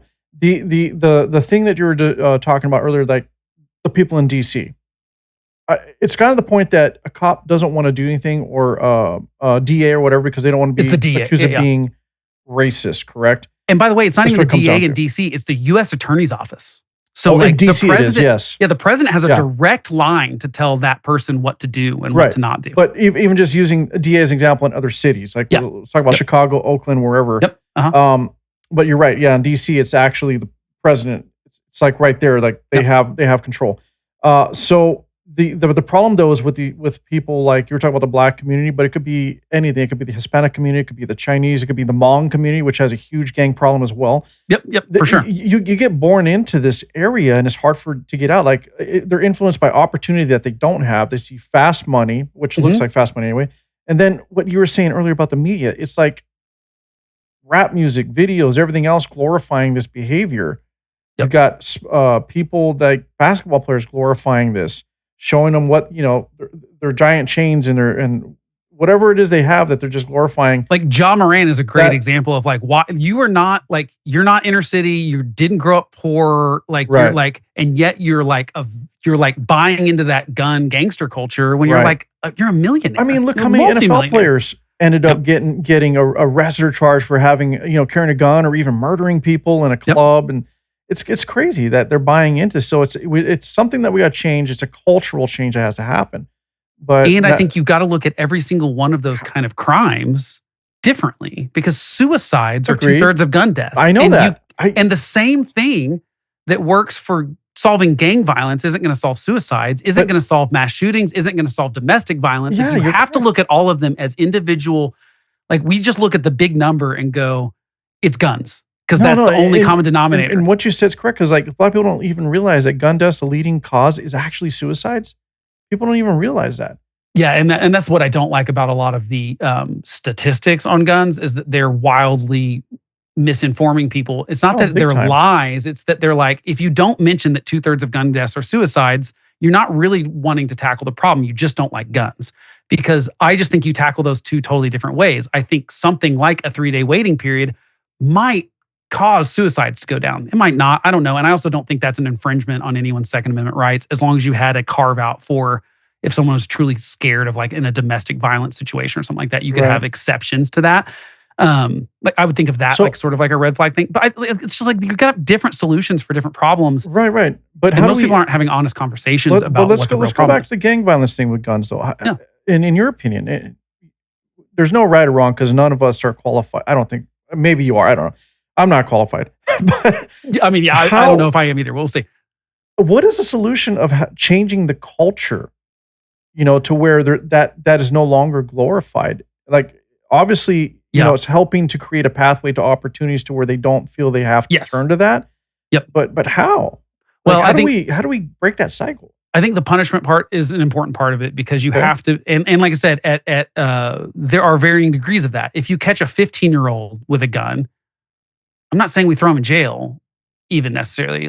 But there needs to be an intervention of some sort there, and that the other biggest problem is, I mean, some of that Malcolm Gladwell article I mentioned was, I think it was in the New Yorker. It's from a long time ago, but it was talking about the contagion of school shootings. And what they found is, like, when they could discover that someone was like being, like I said, we see red flags all the time where we go like, I mean, I've known people where I'm like, I will not be surprised if I find out at some point, like if I turn on the news and they've murdered someone. Like, like they give me the creeps or whatever it might be. Or in those situations, they're drawing stuff or whatever. Like, that's the point, to intervene, and not to like scare them, just to be like, hey, like, I'm seeing this behavior. I'm seeing it's, are you upset about something? Like, what, like, that is when you have to intervene. And unfortunately, there's not a sexy law that can do that. Right. That is like case by case. It does take like people talking about it. It takes people taking the escalation to violence seriously. A lot of the like more disturbed school shooters did stuff like shot animals before, or shot pellet guns at people, or there's always signs. Did some sort of violent activity before it rose to the level of like someone actually getting hurt. Some of the shooters have done things like discharged a weapon or like brandished a weapon.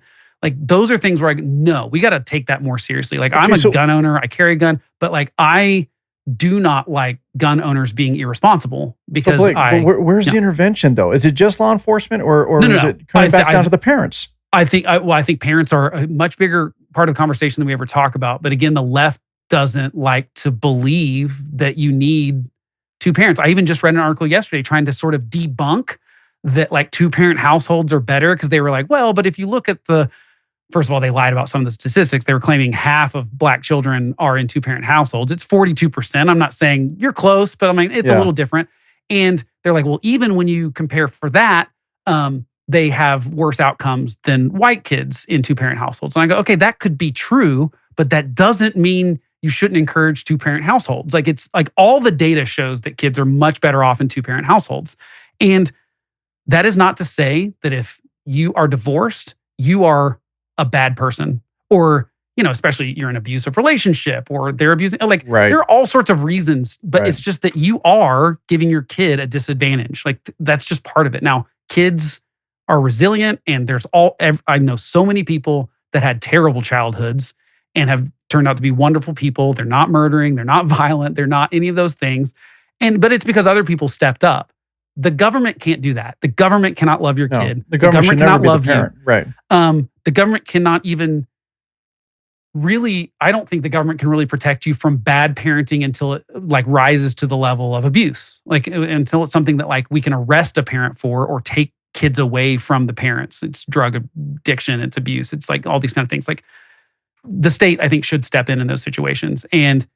But you cannot make people be good parents with some government program. Now you can try to encourage. I think we should encourage. For lots of reasons that we could get into, I think we need a higher birth rate because we're just not replacing ourselves even. Well, there's all sorts of economic and all sorts of reasons for that too. But that's true. That's a true statement. Like we need more kids that have two parents that love them and they support them. And I just see it's not anecdotal evidence. Like the evidence shows like two-parent households, those kids fare better in every way, in academics, in career, in money made over their lifetime, in all sorts of ways. They do better across races. Now, like I said, there's still disparity there, but like then you go to the next level and you say, okay, well, like that's one level. What's the next level? Well, maybe there is. Honestly, I think the biggest problem with a lot of it is I think there's a lot of like soft racism of like these sort of low expectations of Black kids. Right. It's that's a thing. You're right. California's graduating kids that can't read. That's not that kid's fault. No, that's not helping the kid either. The state failed him by saying, well, we've got to pass him along. We got to keep him moving along or else we look bad. And like, if we don't cheat these test scores to get him graduated, we get less funding or whatever. And like the motivations are all so perverse. But like the state failed that kid. If you graduate from high school in California, who has a higher GDP than basically all but like 4 countries in the world, I think. Like if it was his own country. Right. In that state. 4th in the world or something like that. The school is graduating people that can't read. And they're getting to college and college professors. They're even getting to college. That's what's crazy. They're like going to college and then like someone realizes they can't read. I've seen it. I'm not saying too much, but I'll just say I've seen it. I know. And so what bothers me about the race stuff specifically so much is that the Democratic Party, I think, has just taken advantage of having the Black vote and just been like, well, we just have that in the bag.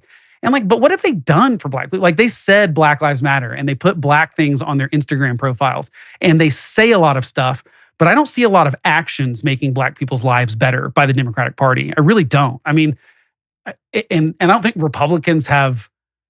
I think Republicans are too stupid, or, Donald Trump is a good example of someone who just thought he had to be racist to be a Republican. That's just what he assumed, which is also crazy. I don't think most Republicans are racist. I think there are more now than there were 8 years ago. I think it's more towards Jews than Black people, but I think there's all this animosity. And I just think that, Donald Trump sort of he increased his vote in every demographic other than white college-educated women. That's the only demographic that he lost vote on from 2020 to 2024. Yeah. And so, he did expand that a little bit. I think Republicans are kind of like celebrating a little early that they like have that in the bag for forever. I think Democrats had some reason to believe that sort of demographic was destiny in some of the way, but I think they ended up being wrong, but they didn't. I don't think they were crazy to think that like they had these people in the bag forever. Because at some point you could only lead them around. Like you can only lead them by a carrot for so long until you actually let them have the damn carrot. You got to do something for them. And the other thing I don't like is that I think Democrats, they talk down to Black people all. I'm specifically picking that minority group just because they are so disproportionately affected by crime and by poverty and by violence and like it's a fact. They just are. But I think of them as the victims of that stuff. Because there are more Black victims than there are perpetrators of those crimes. Like if some gangbanger shoots another kid, like even if that person goes to jail, that kind of affects them. But like the victim, it's like their family and their neighborhood, and maybe the store closes because it's too dangerous to be in. And now these people have to travel further and their stuff gets more expensive because people are breaking into it. There's all these factors that happen that I don't see that the Democratic Party is like offered a lot of real good solutions for. Even down to like with abortion stuff, Planned Parenthood puts Planned Parenthood places in poor Black neighborhoods more than they put them in other places. And you just go, why? Like are you helping Black people or are you helping exterminate Black people? Because that's how I look at it. I'm like, there's been more Black babies aborted than born. And so I go, your population would increase if that didn't happen. I think most of them are fooled into believing they don't have another choice other than that, because they might not. And I just think that like all of those things combined show me a Democratic Party that has taken advantage of having Black people, including trying to tell Black people what they, even when they disagree with them, they tell them they're wrong. So voter ID is a great example. Democrats say it's racist, right? It's like 80% of Black people say, yeah, we're for voter ID. We think it's a good idea. Why would you not check? Again, you're expecting Black people to not be what? Smart enough to go get an ID? Like that's racist. That's like dumb as that's hell. prejudice. Yeah, look, a lot of what you said goes back to what we were kind of saying earlier about how do we change the culture, right? Let's say in the Black community. We're just talking, by the way, everybody, we're just talking about it because it came up with the gun violence. Yeah, it just can't, and like I said, they are victims not of it. Zeroing in on everybody. And they're victims but of listen, it. what you said is correct about the Democrat Party when it came to the Black demographic. They say that they're for them. They're for the Black demographic, but they haven't offered solutions. Like if they were offering solutions, they would have created opportunity for them so they wouldn't have to be reliant in this on this vicious circle of violence, and where they think that that's the only option for them to get ahead and earn whatever money they think they can get through violence, right? And crime. That's the big thing I see is they're not creating real opportunity, and they also have gotten away to what we were discussing earlier, the family unit, letting parents have control and feeling like they have the support to be able to nurture their children, to raise them correctly. That's not there. Now, those are the two things that the Democrat Party failed to do with the Black community. And look at what happened when Barack Obama, as president of the United States, as the first Black president of the United States, calls out Black fatherlessness as being a problem. Like there should be no one more appropriate for that. And what does Jesse Jackson do? He goes on TV and on a hot mic says he wants to cut his balls off. He can't believe he said that. You don't really care. No. Like again, like it just shows that it's a grift. Like even Jesse Jackson's, it's a race hustle. Yeah. And because otherwise you would go, like to me, I had this hope that like it would be great to have like a Black leader. And like there have been other ones that have done this kind of thing, and they normally get, kind of crucified for it. So why would they go out on a limb and say that when it's, and again, it's interesting to, like in that situation, it was Jesse Jackson, who's also Black. So I'll at least give him that. Most of the time it's white people telling Black people how to think, and that if they don't think the same way they do, they're the problem. Whether that's voter ID laws or pick anything. Pick a police, defund the police is another one. It's like they got all on this, like Black Lives Matter, defund the police. And most Black people in those communities were not saying defund the police. They were going, we would like more police. Like we live in this every day. You get a like from your ivory tower, tell us how to live. Like we're the ones like whose kids are getting murdered. We're the ones who deal with this crime. We're the deal with and you're telling us the solution is we should just get rid of all police. Like you're not even asking us what we want from this. And like that's what infuriates me. And I just don't. It's let's circle this back. So basically, after everything's said and done, we don't really have a gun problem. We have a cultural problem. We have a problem in culture and community that needs to be addressed. Yeah, really. I mean, I think we do have a violence problem that gets escalated because guns are such an easy way to commit violence. Okay. Does that make sense? Like, no, it does, but it contributes to. Here's my slight pushback. So all things equal and considered, UK, you're not supposed to have a gun. If you look at the murder rates, if you take suicides away, et cetera, and you look at the actual murder rates of the country per capita, we're not that far apart. No, but when you pull in all violent crime, it is, and it always has been for the history of our entire nation. Like we are a more rebellious, a more. No, I understand, but if you look at the murder rates, and I don't know what they are now. I forgot when I did this, but when you look at it, they were not that far apart. If you're looking at population per capita, UK, there was a huge amount of stabbing deaths, and then where there wasn't stabbings. In other countries, it was by any other means. And my point being, Blake, is crazy will find a way to be crazy. Period. They're gonna if they're intent on killing and they're intent on causing havoc and committing crimes, they will do it. They will find a way to do it.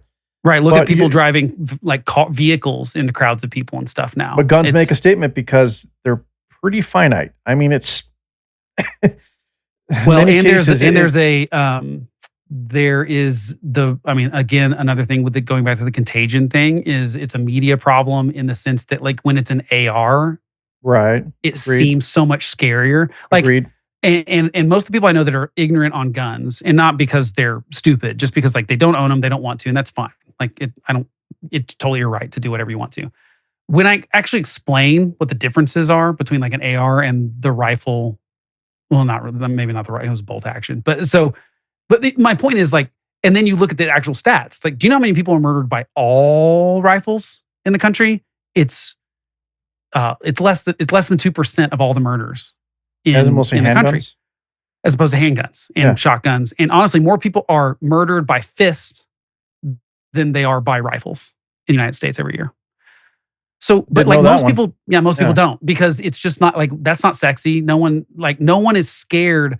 Like the local news is always going to run someone got shot over someone got beat up. Even if they got murdered with those hands. If someone chokes someone to death, which happened, like by the way, also happens more often than murders by long guns. How much more scary is that though? When you think about the commitment of actually killing someone with your bare hands. I mean, right, and that's the other problem is that like, so that's where like guns do, like the one thing I will give the caveat is that guns do make it a lot easier to have well, I'm a huge Batman fan, as you can probably guess by the Batman stuff behind me. The Dark Knight quote of like, him liking to stab people because it's like so personal. Right. And like there's something like creepy to that because it's true. Like it would take, like, I don't know if I could shoot someone if my life was in danger. I think it would still be a lot harder to stab someone for me. I think it would be, that feels a lot more real than firing a gun at someone. Well, and so you're absolutely more connected to it, right? It's you physically, having to plunge that instrument versus you're from afar and you're pulling a trigger and then you got the projectile doing it for you. Yeah, and so like to that degree, I would say, it makes stuff a little bit easier. But at the same time, and there's 400 million of them in the United States too. That's crazy, right? But the like again, that doesn't, like, we have got lots of things that can kill us, I know. And most of them do more than those guns do. And really, and the other problem is, like I said, we're looking at, most people have an outsized idea of how often school shootings happen. Like, I don't think we should do school shooter drills in schools because kids are more likely, literally, statistically, more likely to die walking to school than they are to ever be in a school shooting. Not die in a school shooting, like be at a school where a school shooting happens. Like, it's just like, it doesn't really happen. And even the number you rattled off earlier, that includes like the school resource officer accidentally discharging his weapon on the school grounds. Yeah, and they count that as a school shooting. It's really only like 100 something. I don't have the exact number. I'm going to try to pull it up, but it's only like 100 and something since 1980. Yeah, when you actually look at mass casualty events. The thing with the school shootings too is like they already look schools already look like prisons right now. Mm-hmm. They really do. They're all fenced off. They're guarded. High schools have police officers. I mean, my daughter has to go through a metal detector in middle school at a small school. It's crazy. And still to think what we were talking about earlier, that pretty much the majority, if not 90, I don't know the exact percentage, but it is committed by other students. Mm-hmm. So who you're telling what the plan is if a school shooter comes into the building. Isn't that crazy? I also go, you're telegraphing what to, like, it's a bad plan. You know what I mean? And I also think constantly traumatizing kids because they, after they do a drill, they're going home thinking, "Hey, mom, am I going to die? Like, what are they talking about?" And so I think of it like seatbelts. I tell my kids to put their seatbelts in the car, not because I don't tell them, "Hey, we might get in a fiery car crash and you'll die if you don't have your seatbelt on." I don't say that every time I get in the car. Yeah. It's like, if we get in a wreck, it's the safest possible situation is for you to be in a seatbelt or car seat or whatever the situation is. I don't want you to be scared of getting in a car every time you get in a car. And the way we talk about school shootings, you've got people that literally have this anxiety that it's going to happen to them. And it's just not statistically very likely to. And I'm not doing that to downplay the tragedy of it happening, but it does have an outsized level of fear, which also includes that notoriety influences more people to do it. There's that, and it normalizes it. It normalizes the idea of it. Right. It basically says this happens all the time. There's nothing you can do about it. Right. And I think that is such a bad mentality. And I think the right has done a little bit too much of I think there are really obvious solutions to even solving school shooting stuff. I think it's like the best one I've read, a blog called Hand Wavering Freakoutery, which you can imagine is right up my alley as far as all he talks about is like the things people freak out about, but Right. are really not worth freaking out about. And specifically, he talks about how, look, why not? Why would you not like? I did the math on this. It would cost something like less than $1 billion, I think, or something a year. It's not very much money when you're looking at the federal budget. You just put like an ex-Marine at every high school in America, at like in the full things with the AR, like at the door. Like, do you think anyone's going to go to that school? No, because they know they're going to get sniped immediately by the guy that's better trained than them. Yeah, absolutely. And it's like, doesn't cost that much money. And then, but every time I bring that up to someone that's like more just totally anti-gun, they're like, we shouldn't have to. And then they get into a moral thing. I'm like, okay, like, great. Be on your soapbox and talk about that. I think another pretty good solution would be if I had control, if I was a school district, I would have a news conference and I would have press releases and all this stuff about we're training teachers. They're going to carry guns. You're not going to know who they are, but like we're going to have a sign outside that doesn't say it's a gun-free zone. We're going to say we have armed teachers here. You're not allowed to bring a gun in, but there are armed teachers here. I don't think you'd even have to train one teacher. I think if you literally had the press conference and pretended to do it, your school would no longer be on the list of places people would go shoot up. Like there are, and like it sounds like a really silly solution, but like I think it's a real solution. You just like look at the manifestos and again, why could we not hire National Guard or ex-military people, people we trust to just like go do it? And I think that you could. I think you would see I think if like, perfect. First of all, it's a perfect thing for Donald Trump to do. It's right up his alley. Loves using the military for things that we kind of have qualms about. Like I said, make it ex people, like make it former Marines.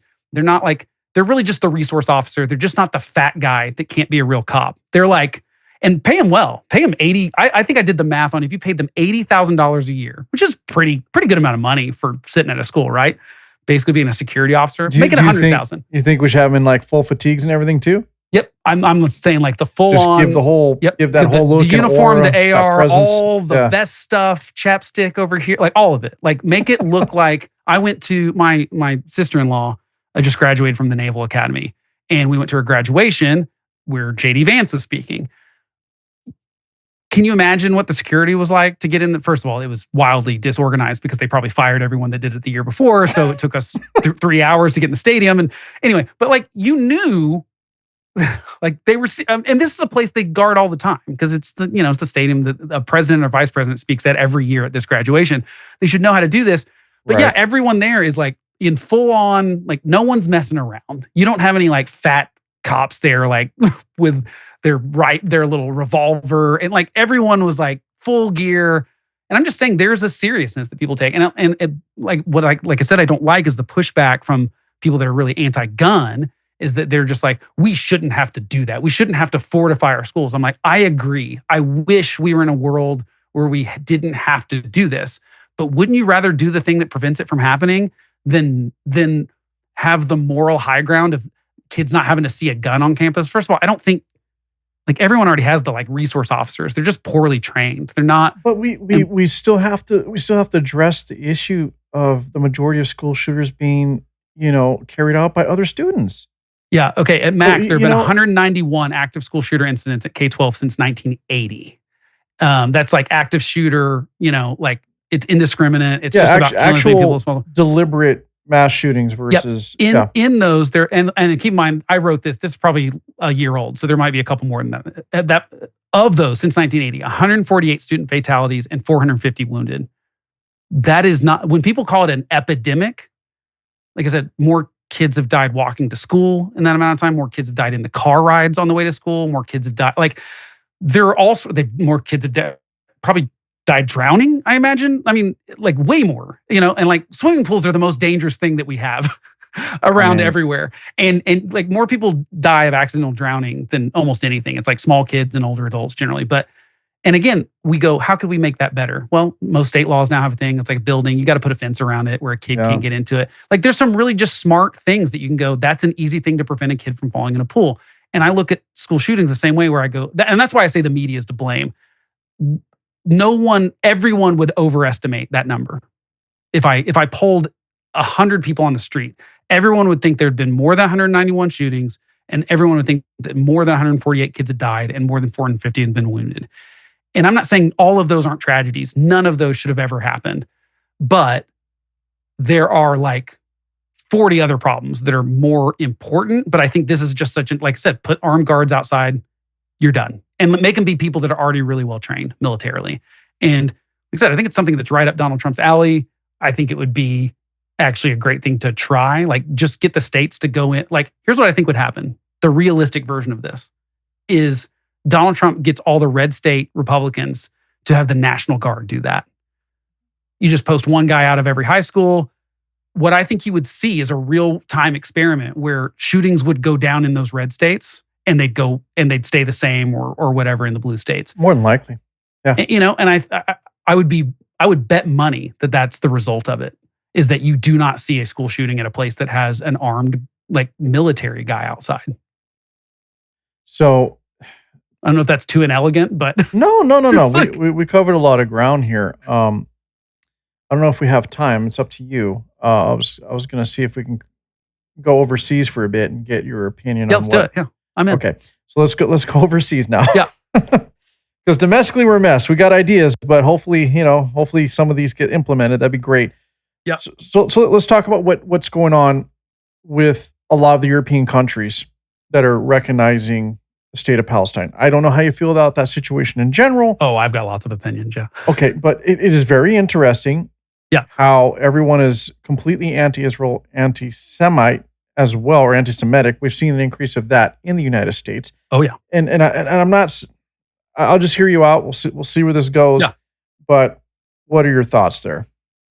When it comes to the, first of all, I think geopolitical stuff and wars are bad, right? Like, there's no version of a war that's good. There are certainly like righteous wars, but like the things that happened in World War II for us and our allies to save the world, essentially, like, are not like, there's a lot of death. You've got like tens of millions of, 60 to 80 million people or something died in World War II. Nothing good. Nothing good. And yet, like, so now everything is amplified by like the internet. Like, we are much more aware of what's going on because we are getting like minute by minute or hour by hour or day by day sort of updates. So I think war feels heavier. Like, I think there's a lot of people that have this perception that this is this like, well, no, we saw it with the Iraq and Afghanistan wars too. People were saying like, it's the new Vietnam. I think that's where it started, was back then. And you're like, it's like a tiny percentage of the people that were wounded or killed in Vietnam. It's like 3,000 versus 80,000. It's just like a wild difference in the numbers. And you just go like, it's not the same thing. But I think it was the first time it was up front and personal. Like, yes, every time we turned the news on, it was just constant 24/7. On TV every night. And the first time we had that really was the Gulf War, which was just like super quick in the 90s. Mm-hmm. Because really Vietnam was like newsreel. It was like film. And it was started with the Gulf War. The wars in Iraq is what started all of this. It became, you can literally broadcast it in real time. There were correspondents for cable news live on the air as things are blowing up behind them. And that was just not a thing we had before. No. Fast forward to now. What you end up with, I think, is so basically we're feeling the weight of it, and we oversimplify everything because, again, now everything is, are you pro this? Are you anti this? Everything's black and white. And war is just not black and white. It just isn't. It can't be. What bothers me about the pro-Palestine stuff is most of it is rooted in anti-Semitism, and I don't even think most people realize they're being anti-Semitic when they say some of the things. From the river to the sea is racist. You're saying that you want to, like Hamas's explicit charter was, we want to kill Jews everywhere they are. Yes. In the world. Okay. So that's the organization we're dealing with. And the people in Gaza elected these people in 2006. And then they immediately took over everything, murdered any opposition, never had elections again. But they were elected. These people were elected by the people in Gaza. And in Gaza and the West Bank, children are taught that the best thing you can do is murder a Jew, and they teach them how to slit Jews' throats. And there's an indoctrination that's happening that we will not change for generations. Even if Donald Trump could snap his fingers and end the conflict, there will not be two-state solution tomorrow. There will not be, because there are a significant portion of people who are Palestinian in either Gaza or West Bank truly believe that they've got to kill all the Jews. That is a fact, and there's just no getting around that. Not like, are they also victims of Hamas? Absolutely they are, because Hamas does not care about them at all. Hamas uses them as a tool to get, they know how the Western press works, and they've been playing us like a fiddle for decades. And they know that they can use civilians as human shields. They know that they can hide weapons. They can commit war crimes over and over and over and over again. And as long as it results in civilians dying, the Western press will use it as a way to point that Israel is trying to kill all the Palestinians, instead of like understanding that what's happening is that Hamas wants those civilian casualties. And the best, there are so many good examples of this, but the one I point to a lot is Mahdi Talib, I think is his name. He's at the Free Press now. He was at AP, and he there's a clip of him on Instagram, giving this speech, and he's basically saying, look, I think I was the first person to change an article because of a threat from Hamas. Like, basically, I had a source inside of Gaza, as a great reporter, came to me with this information, and basically the information was Hamas is dressing up as civilians. This is in 2008. They're dressing as civilians so that when they get killed, they're counting them as civilians. And not only that, like, obviously the enemy can't tell who's who, and there's all this deception going on. Well, that person ends up calling and be like, you got to take that out, because the underlying story is Hamas has figured out who I am, and they are threatening to kill me and my family if you don't change that. And he petitioned the AP at the time, who he worked for, to at least put a note in the article that, like, we have changed this article to comply with Hamas propaganda. Like, it's fair to at least say what happened. We'll take the thing out, and they wouldn't do it. So that's been going on since 2008. That was only 2 years after Hamas came in power. They absolutely know how to do this stuff. There were people on the left celebrating October 7th before Israel did anything. So don't tell me this is about Israel's actions. Don't tell me this is about Israel's missteps in the war or things that we don't agree with. There are plenty of people in Israel that disagree with Bibi Netanyahu. They don't like him. They don't think he's leading this war well. They blame him for October 7th in the first place. And I would never say that those people in Israel are anti-Semitic. That doesn't fly. But I do think a lot of people on the left hide behind this. No, I'm not anti-Semitic. I'm anti-Zionist, which, again, I was just like, so you just don't think Jews should have a place to live? Right. And so anyway, the point is, we're never really having the fair conversation, because people will accuse Israel of a genocide, or let's just take the recognition of the Palestinian state that we just saw a bunch of European countries do. How do you think that benefits the people in Gaza or West Bank? You're legitimizing their terrorist overlords, right? I mean, because we both agree that they're led by lunatics. I mean, I think anyone that doesn't agree with that, I go, you are then an anti-Semite. Because if you don't think people that say they want to eliminate all Jews everywhere they are in the world, if you think they're okay to lead a country, you're legitimizing Hamas. And they're trying to say, yeah, but Hamas has to go. Well, they're the state right now. You know what I mean? Like, so you've got to say, we want there to be a Palestinian state. I have no problem with saying that. I have no problem with people saying there should be two-state solutions, whatever. There's all the solutions that are out there. And I would love to see the Palestinian people raise up and say they're not going to take this from Hamas anymore. But they're not very capable of doing it. And then you also just look at, this is not an Arab versus Jew thing either, because people are always like, oh, Israel's blocking, blah, blah, blah. I'm like, okay, they share a border with Egypt too. Why is Egypt closed their border? Yeah. It's because they're scared of Hamas, and they're scared of terrorist attack happening on their soil. They already went through that. And they've been through this, right? Yeah.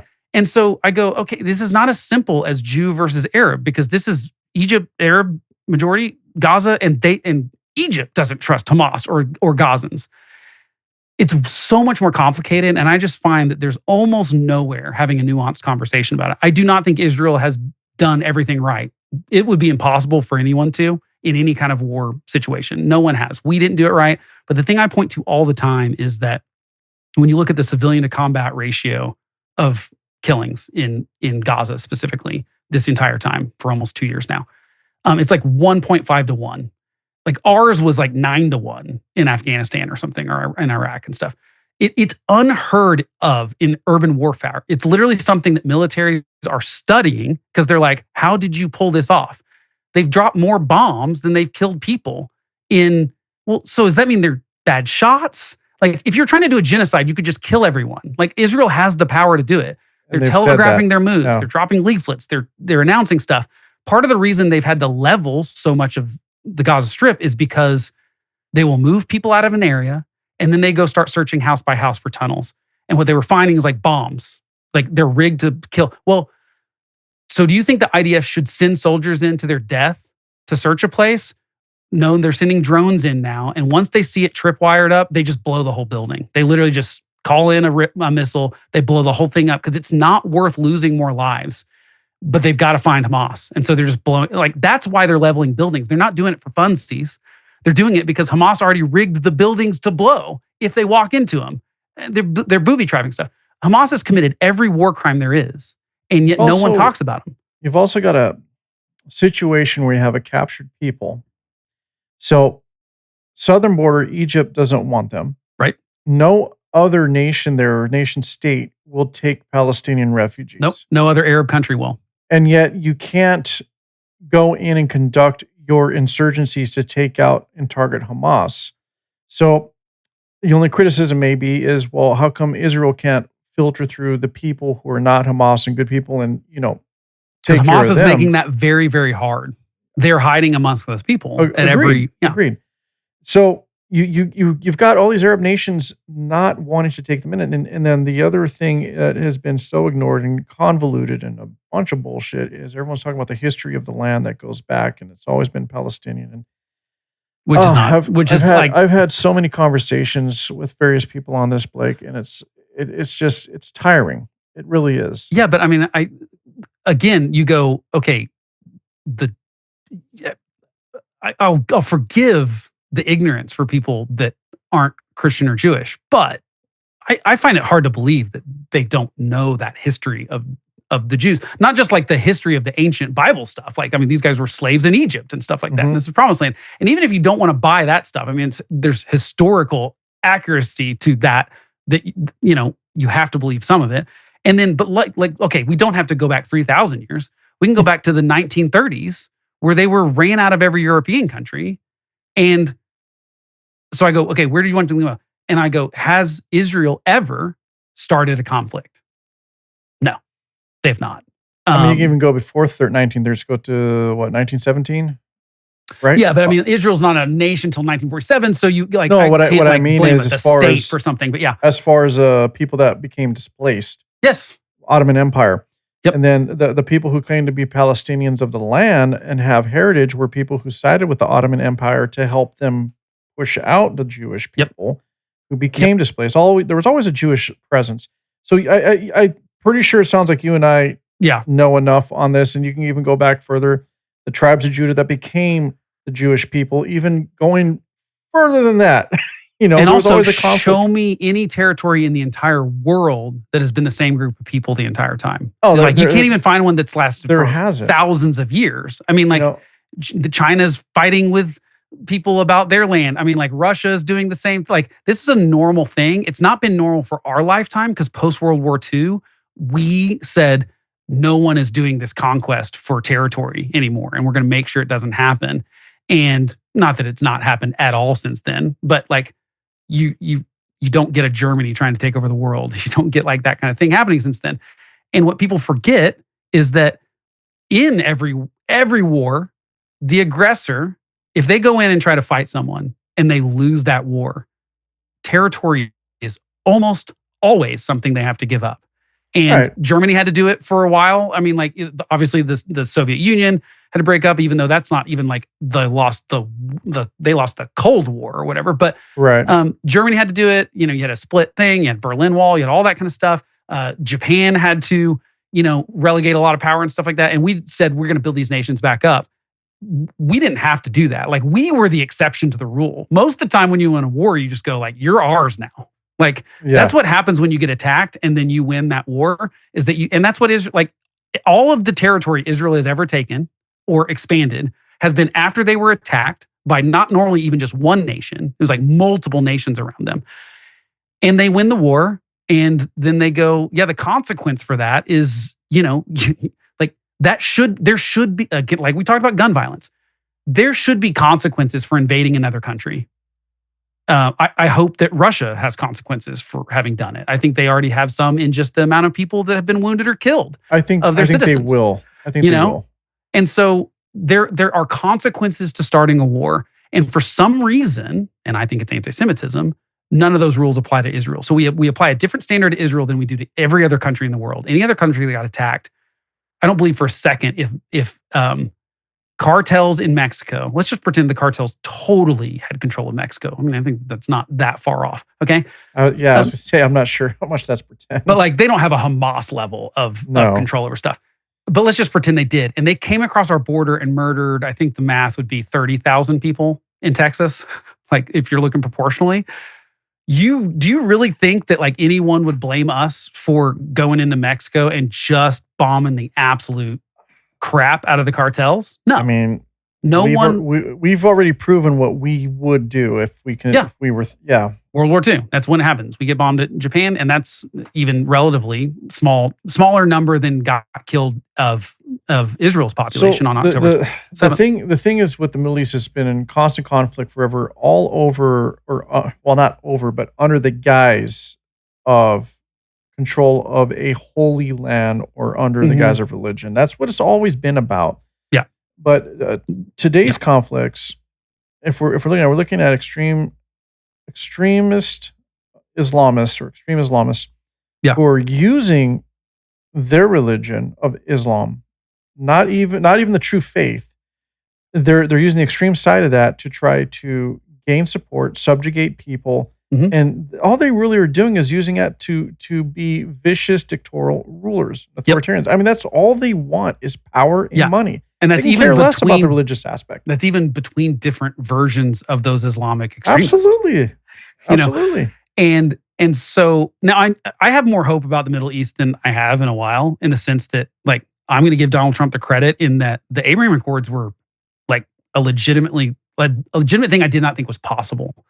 And I think what has slowly happened is that more Arab countries don't want to be, in the like constantly turmoil of the Middle East. I think they realize like there are economic benefits to not allowing terrorism to happen and to protecting your people and let people flourish.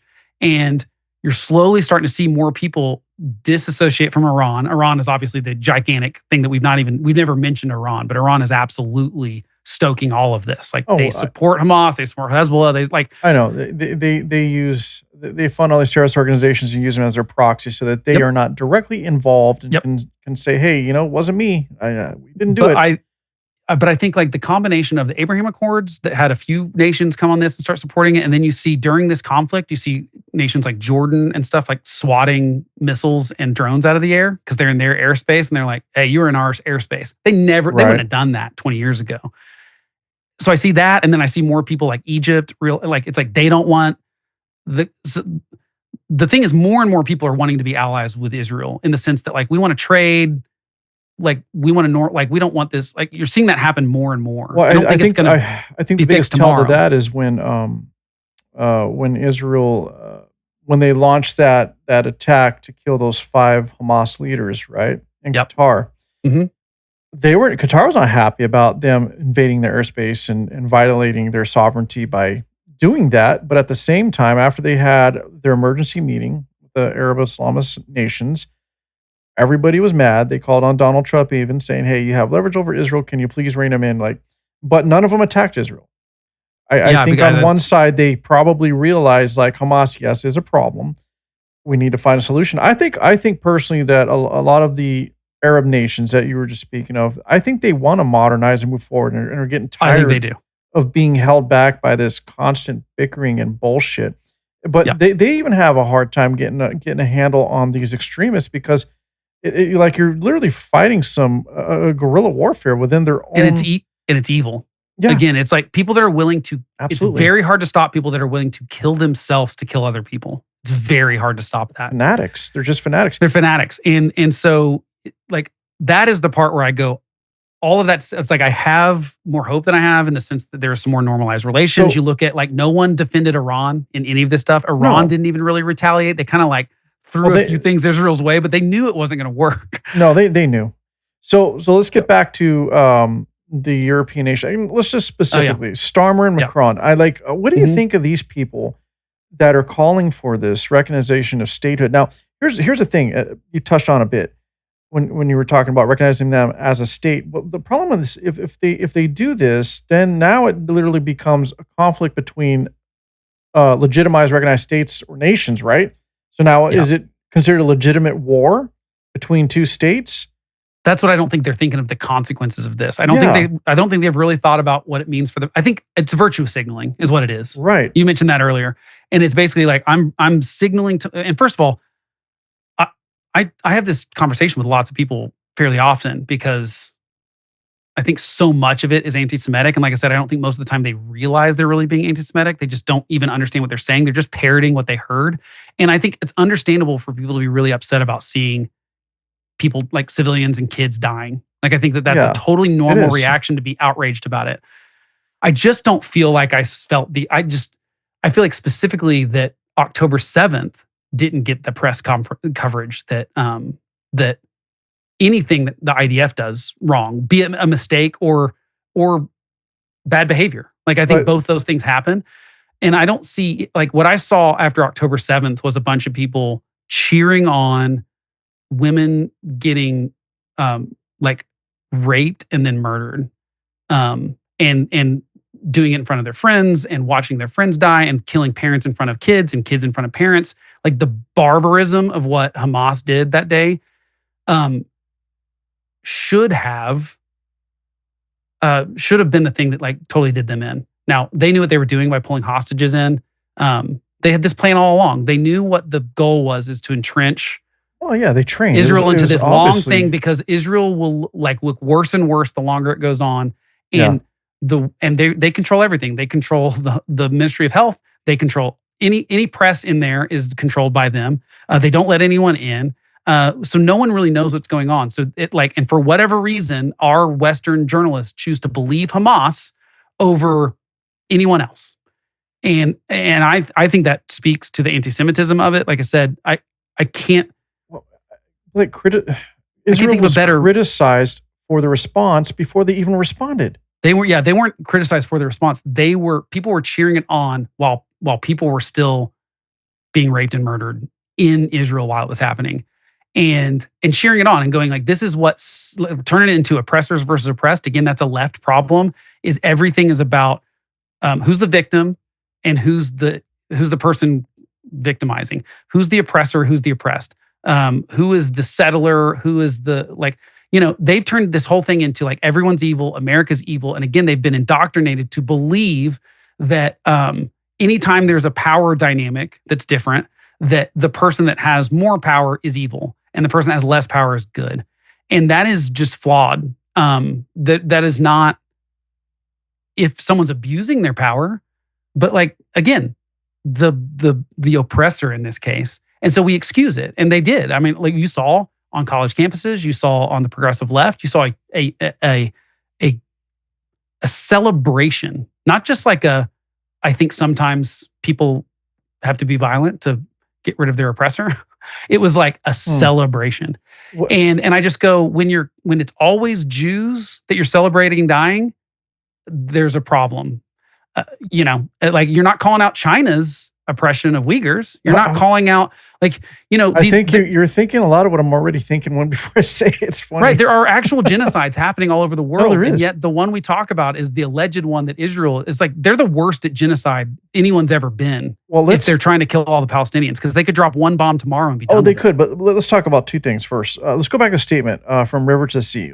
Yeah. I find it ironic that people are criticizing Israel for genociding people when they literally could do it probably within 7 to 10 days. Now, from the river to the sea literally means genociding Jews, like getting rid of them all. And Hamas has literally said, like you stated earlier, that they want to eliminate all Jews.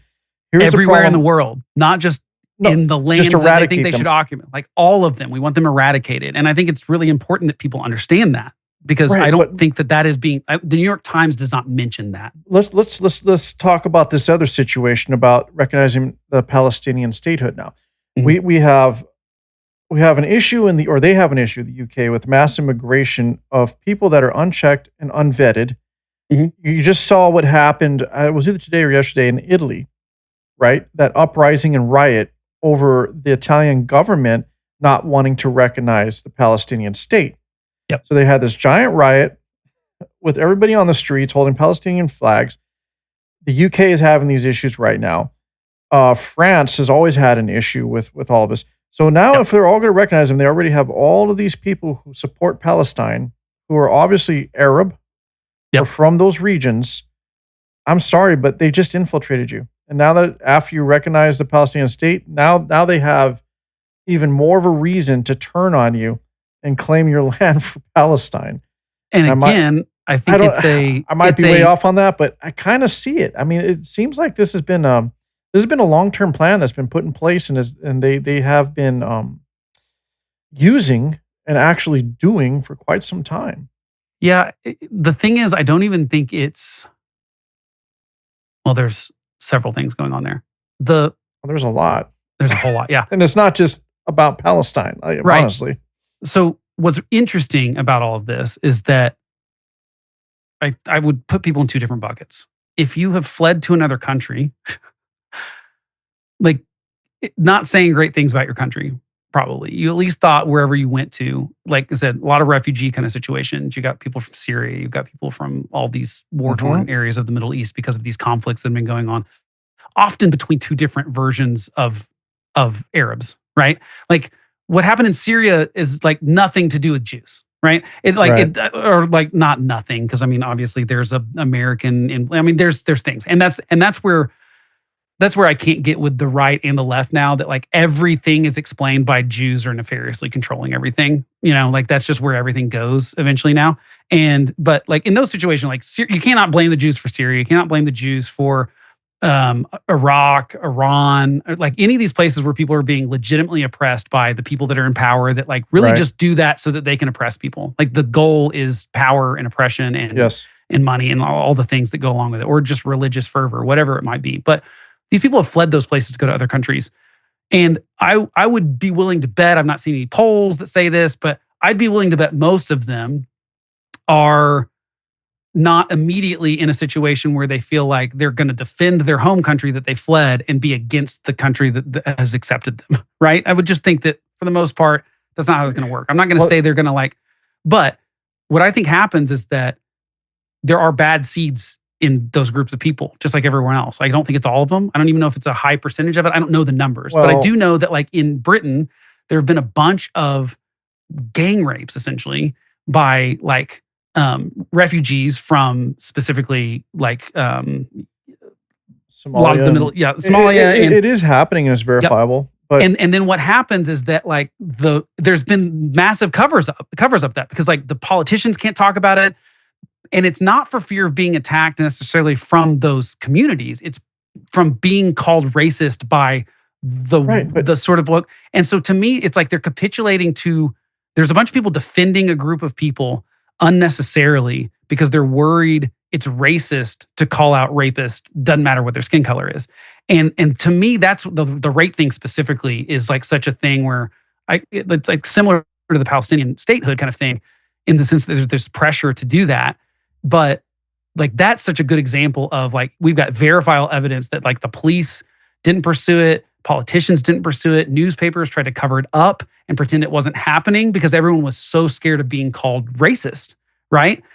And that's really where the pressure came from, like from my understanding of it. And maybe that was coming from those communities, but it doesn't seem like that, like electorally, that doesn't work out. They're not a majority. Like they can cause a bunch of noise and stuff, but it's that there's a bunch of Britons and there's a bunch of French people and there's a bunch of Americans that are buying into that narrative. It's like I am related to people that have bought into the anti-Semitic stuff, and they're all in on the like essentially anti-Semitism of like from the root of the sea, and Palestine are the good guys and Israel are the bad guys. Again, everything's black and white, and that's unfortunately because they're on TikTok and that's where they get their news. And China has no interest in throwing pro-Israel stuff in our. Let's address something though. Yeah, I agree with you.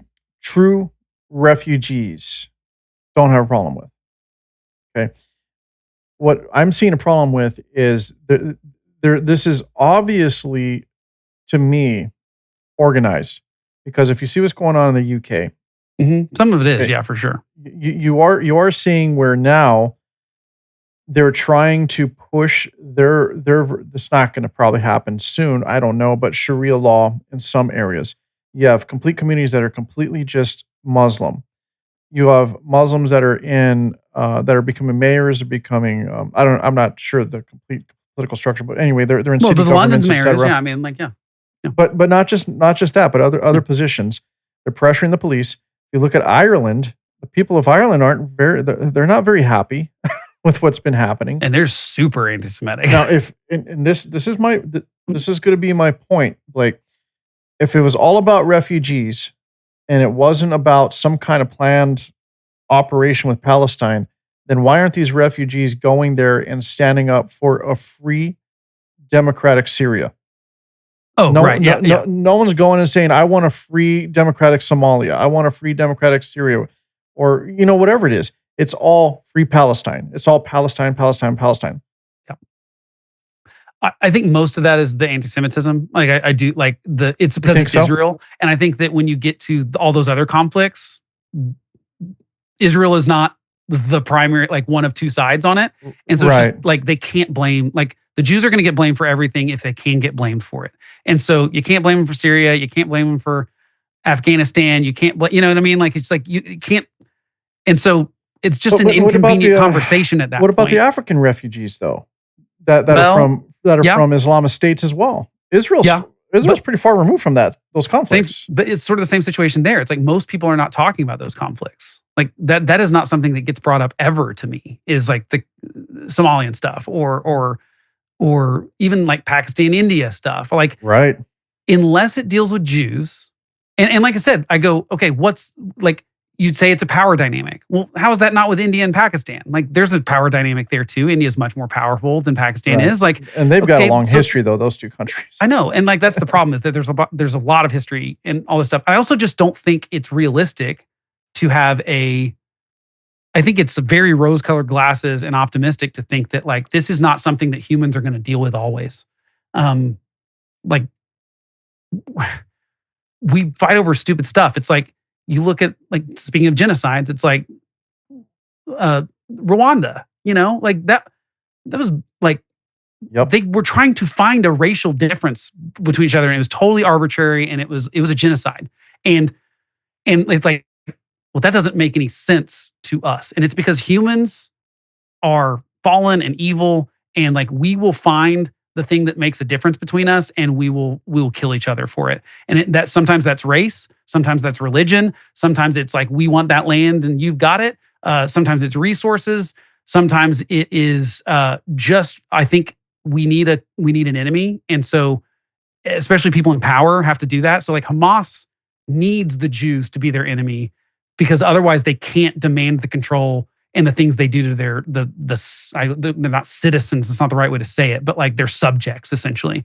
And so, I mean, I think that's like, it's not that I don't think it's sincere. I do think Hamas legitimately hates Jews. I think that they've indoctrinated it. And it's like, you've got, like I said, when you start doing that with kids from the youngest age, you're brainwashing them into thinking a group of people are evil based on their religion or where they live or whatever the situation is. And we're doing that in America with the left indoctrination stuff that you talked about. It's like you're telling kids from a very early age that America's a bad place. There's nothing to be proud of. If you're white, you are guilty of there were literally teachers during the whole Black Lives Matter stuff that were like, well, what about me? I'm mixed race. Well, you're an oppressor. If you've got any white in you, you're the bad guy. Well, like, you have inherent. What does that do to a kid when you tell them they're a bad person because of the color of their skin? Again, it's just like that has happened throughout human history. But the thing with the Jews is like you said, everyone says they control America, and they're the real reason why all of these conflicts are happening around the world. But think about it: are the Jews, or is Israel behind the enslavement of Congolese in the Congo because of the cobalt mines right now? Or are they responsible for what's going on in Somalia, like you mentioned earlier? Are they responsible for what's happening between Pakistan and India, which has been going on for years? I've had some conversations about this with people where I'm like, how about what's going on in Nepal? Is that the Jews' fault? Right. But like the thing is, what I often get people to admit, especially if they're like very conspiratorial, and it's not that I think that there's no such thing as a conspiracy theory. They're that's fun. true. Conspiracies. They're fun, and like I'm like all about like looking into it. But like once you buy into any conspiracy theory that says nefarious thing happened and it didn't happen the way we thought it happened, that there were a group of people that planned that thing to happen. So Oklahoma City bombing, 9/11, right, Iraq War, pick it. Pick any October 7th, like pick anything. Charlie Kirk's assassination, Donald Trump's near assassination, anything where someone goes, this is not true. What really happened is there's a group of people that did this. So I start talking to these people, and what happens every time, and this is why I think it's really dangerous in America right now, but I think this happens everywhere. It's just that, and the Jews have been the most popular end game of this, because what happens is like I had like a 3-hour conversation with the guy about 9/11 on 9/11 because it was fun. We went back and forth and stuff, and I'm generally interested. I'm like, I want to see why you think that this was an inside job. Give me the evidence. I'll rebut it with my evidence and stuff. And it was a great conversation. But in that conversation, what I kept going to is like, okay, let's just say you're right. How many people do you think it would take to pull that off? Thousands, right? Okay, so thousands of people kept a secret. Let's say that that's possible. I don't think it is. I think the government's very bad at everything they do. I find it very hard to believe the government could do that, right? Moon landing. You think 400,000 people kept that a secret and Russia never wanted to find out and all these kind of things. Okay, so then I go, okay, so let's say that happened. Same thing with, let's say the Jews killed Charlie Kirk, which by the way, that was the most disgusting part about his memorial service is Tucker Carlson getting up there and blaming Jews for it in a wink, wink, nudge, nudge. Yeah. The fact that they allowed him on stage is proof that it wasn't about Charlie Kirk, because like he's been the one spouting these conspiracy theories that Erika, his wife, is. It makes me furious. Anyway, the point is, well, between him and Candace Owens, man. I mean, right. So when you get on that role, if I say, okay, so that's true. Do those people control everything in our government? Yes. Okay. Why is our government so bad at everything? The next place you go is, well, that's on purpose. They're the shadow government. They're really good at stuff, but they put people they're inept. They can't do stuff so they can control them like puppets. Okay, let's say that's the case. So do you think those people also control Russia? Because wouldn't it be in Russia and China's interest to discover that George Bush did 9/11, and then they would they would send that everywhere, right? Because that would be embarrassing.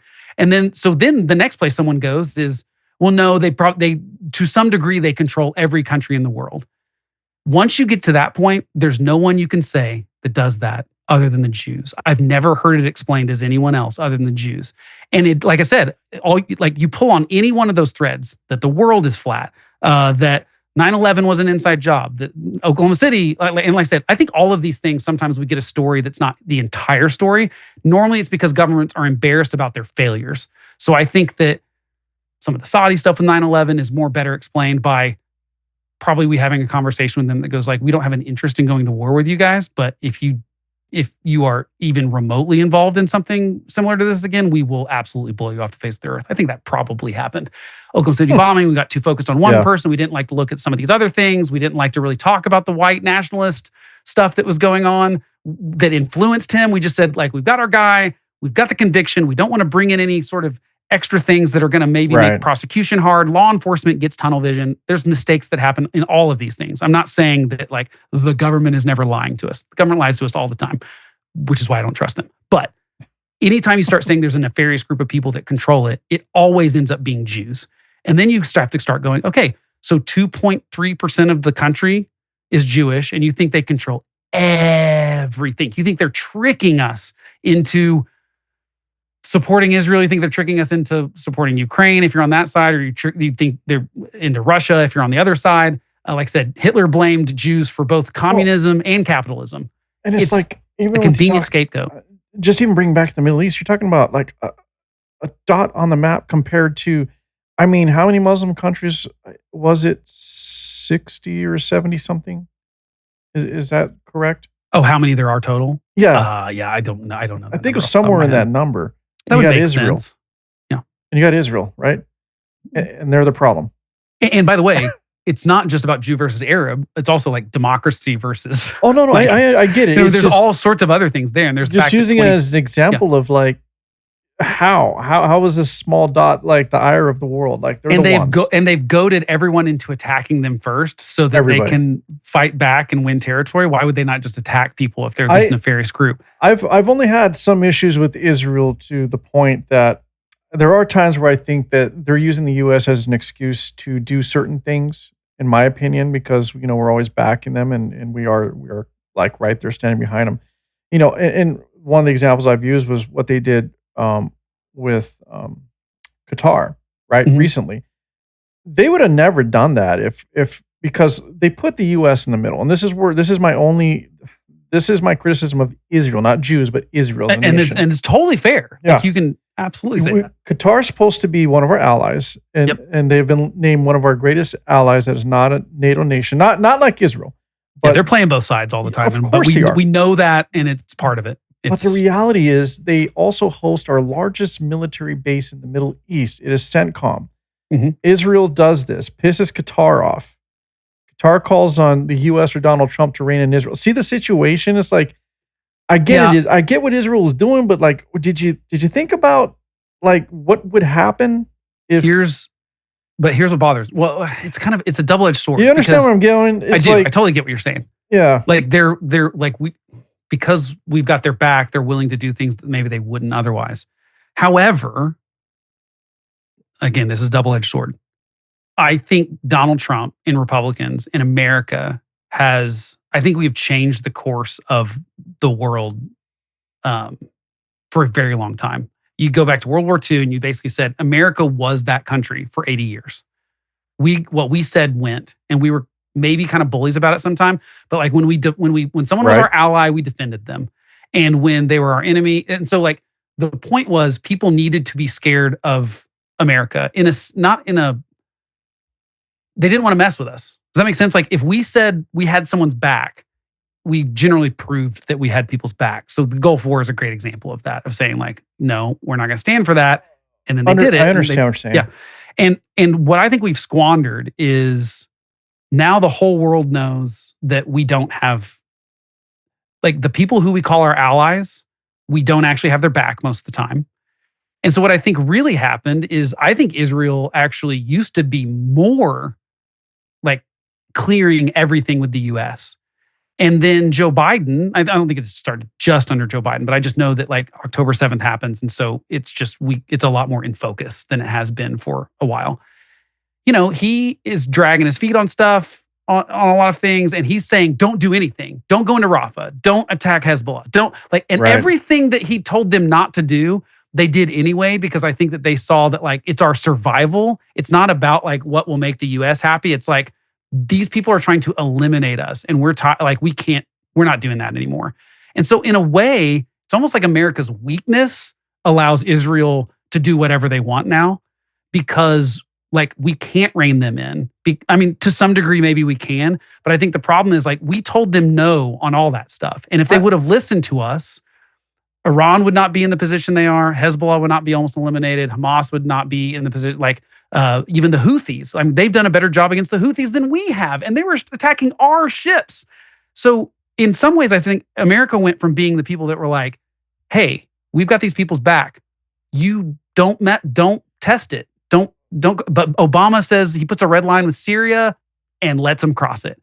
And I think slowly what Europe and everyone has realized is that America doesn't really have its allies' backs, which is why I think Donald Trump just hopes it'll work out, that they don't turn to other people. But they're like smaller countries they're going to get pushed around by bigger countries, and they're going to have to capitulate to someone.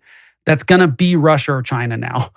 And Europe doesn't trust us. By the way, speaking of JD Vance is the next nominee, like that Signal chat proved more than anything that like that is the real JD Vance. He actually hates Europe and doesn't want to do anything that could help them.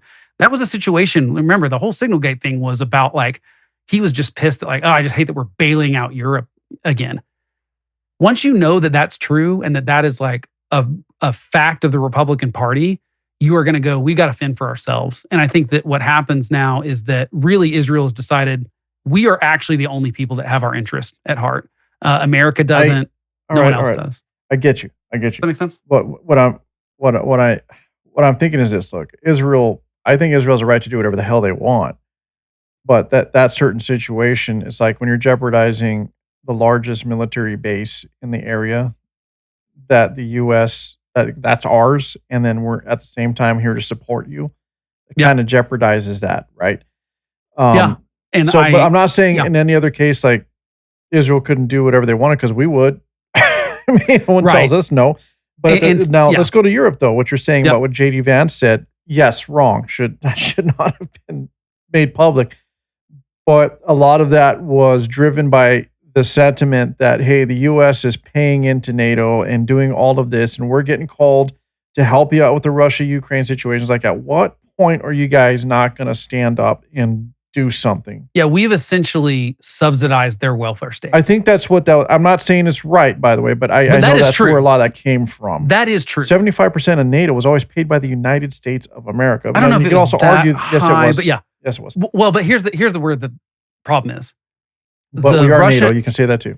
First of all, we're the only country that NATO's ever, the Article 5 thing of defending a NATO nation, the only country that's ever called for that is us after 9/11. After 9/11. Yeah. We're the only ones. So we've never had to bail out any of those countries, actually. Now, we were actually hitting the budgetary, what we all agreed we were going to do, whatever it was, 2.5%. Yeah, I mean, it's supposed to be 2.5. 2.5. Yeah. There were a bunch of countries that said, we don't have to do that. We'd rather spend that on everyone having health care, and the U.S. will just let us get away with that for forever. Donald Trump came in and said no. And first of all, some of that started changing by him just making the threats of like, we're not going to have your back. Now, I don't love his style, but some of it worked, But what really worked was Russia invading Ukraine. Mm-hmm. Like, Poland's doing like 7% now because they're not like, this is not a drill anymore. They're going like, it's Poland very is not messing around down there. I'll tell you that right now. And so what it took was real world events of Russia invading another European country to realize, oh, yeah, we've seen this before. We know where this goes, and everyone, they will not stop. And everyone stepped it up. So no, as far as I know, there is no European country that's not going well beyond 2.5%. Yeah, I think Germany's now talking about doing rearmament of all sorts of stuff. Right? But that may be now. That wasn't the case before, right? Right. That was the thing, and I think that's what led to why J.D. Vance said, "I'm not excusing him. Look, you're the vice president of the United States, but at the same time, everybody in America felt that way. But why not take the advantage of the win of saying like, thank you all for getting on board. It sucks that I've been telling you this for years, and it took Russia invading a neighboring country. Were told that. You know what I mean? Like, that's what I'm saying. Like that was said. Yeah, but I mean, I think it needed to be more like I'm all for the carrot and stick stuff. I'm all for saying, like I said, throwing our weight around. Like I think the world is a better place when America throws its weight around for the right things, for democracies and for the things we believe in. Because I think for the most part, historically, they've been the right things. I think free speech is the right thing. I think J.D. Vance was correct to go over there and call out all the European countries for their like incredibly illiberal views on speech. Now, I have no problem with that. But I also think you could be like, I would have done that speech differently. What I would have said is like, we've been harping on you guys for years to spend the appropriate military budgets that you agreed to so that we'd have your back. And we appreciate that you had our back after 9/11. It took Russia invading Ukraine for you to realize that you need to get your act together. And thank you for doing that. Now I'd like you to do that with free speech too. Like, I don't think you realize how dangerous this road is you're going down. But the truth is J.D. Vance doesn't actually care about free speech. He makes that speech, but then he's not saying anything about the Trump administration trying to stop speech. And so it just feels insincere. And to me, I think America is best when we're throwing our weight around, but in a way that says, this is better for everyone. If we all, the reason NATO went 80 years without, until 9/11, which wasn't even an attack from another country. It's a terrorist organization. It's something we couldn't have dreamed up in 1945. But like when that happens, we're the ones that go, hey, come join us. And like, but also I don't believe for a second we wouldn't have had any of those people's backs if it would have happened too, which is why I think we prevented a World War III from happening. I think in the end, if this situation with Russia really pops off, I think we will have their back. I know that, I think we will too. Yeah, and I think right now there's a lot of doubt, but when push comes to shove, we're going to get in there. The whole thing with that Russia-Ukraine situation, and there's a lot. I don't know if we have a lot of time to go into it, but the reality is this: is World War III was a threat. They did not want to go to war with a very capable nuclear nation. Yep. Period. Now they're getting ground down slowly over time because of the resilience of the Ukrainian army or military, and even though which that no one saw coming. exactly, I mean, everyone thought that thing would be over in 2 weeks, and right, I think Putin thought it would be over in 2 weeks. right. I obviously did not go according to plan. But all because of the threat of a nuclear war is why nobody got involved. But everybody was crying for us, let's just be quite honest about it, to go over there and handle the situation. It's like, wait a minute, this is in your backyard, United Kingdom and France. Which is why they did step up. I mean, that's why like they Poland's did eventually, not but messing around anymore. they should have stopped it from the get-go. Yeah, I don't know. I think you have to go back to like 2008 to really stop this invasion of Ukraine from happening. Like I said, I think Obama. This was a failure under Bush, Obama, and Biden. Yeah. It actually did not happen under Trump the first time. Like Trump, that's fair. Like he gets to claim, hey, I'm the only president in the last 20 years that Russia hasn't invaded Ukraine to some degree. And again, now this is more complicated because obviously you're talking about two nuclear powers.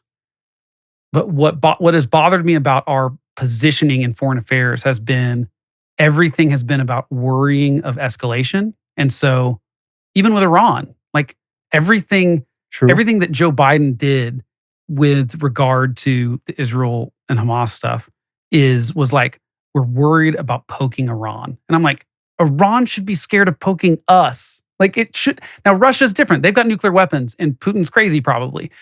Again, though, they should be as scared of our nuclear deterrent as we are of theirs.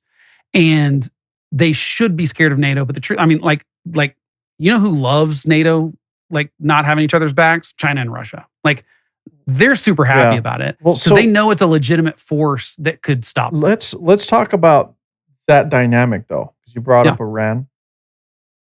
Russia isn't just that they're the nuclear power. You got to look at Russia, and we don't know how much they'll back them, but allegedly, China is an ally.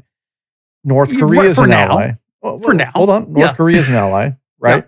North Korea actually sent troops. And at some point, China did say that they had Russia's back, and then they reneged on it, right? Iran has a relationship with Russia as well. Now, the thing that is not in Iran's favor is that Russia will never be able to back them because they cannot fight on two different fronts. They just can't right now. They're not in that position. But it turns out they weren't as good at fighting on one front as they thought they would be. Yeah. I mean, Afghanistan, right? They got pushed back by the rebels that were trained by our people. But the thing with Iran is they support Russia. Russia or the Soviet Union supports Iran, and that goes way back, that history. So a lot of people don't even realize that these relationships were already in place. So I think with Iran, that is one thing to think about right there is will Russia actually step up and side with Iran to help fight if it came down to it? I don't think so. No, I don't think any of them would. North Korea is the exception to that. I think he's just ready to do, I don't know. He's wanting to prove something. He's just waiting.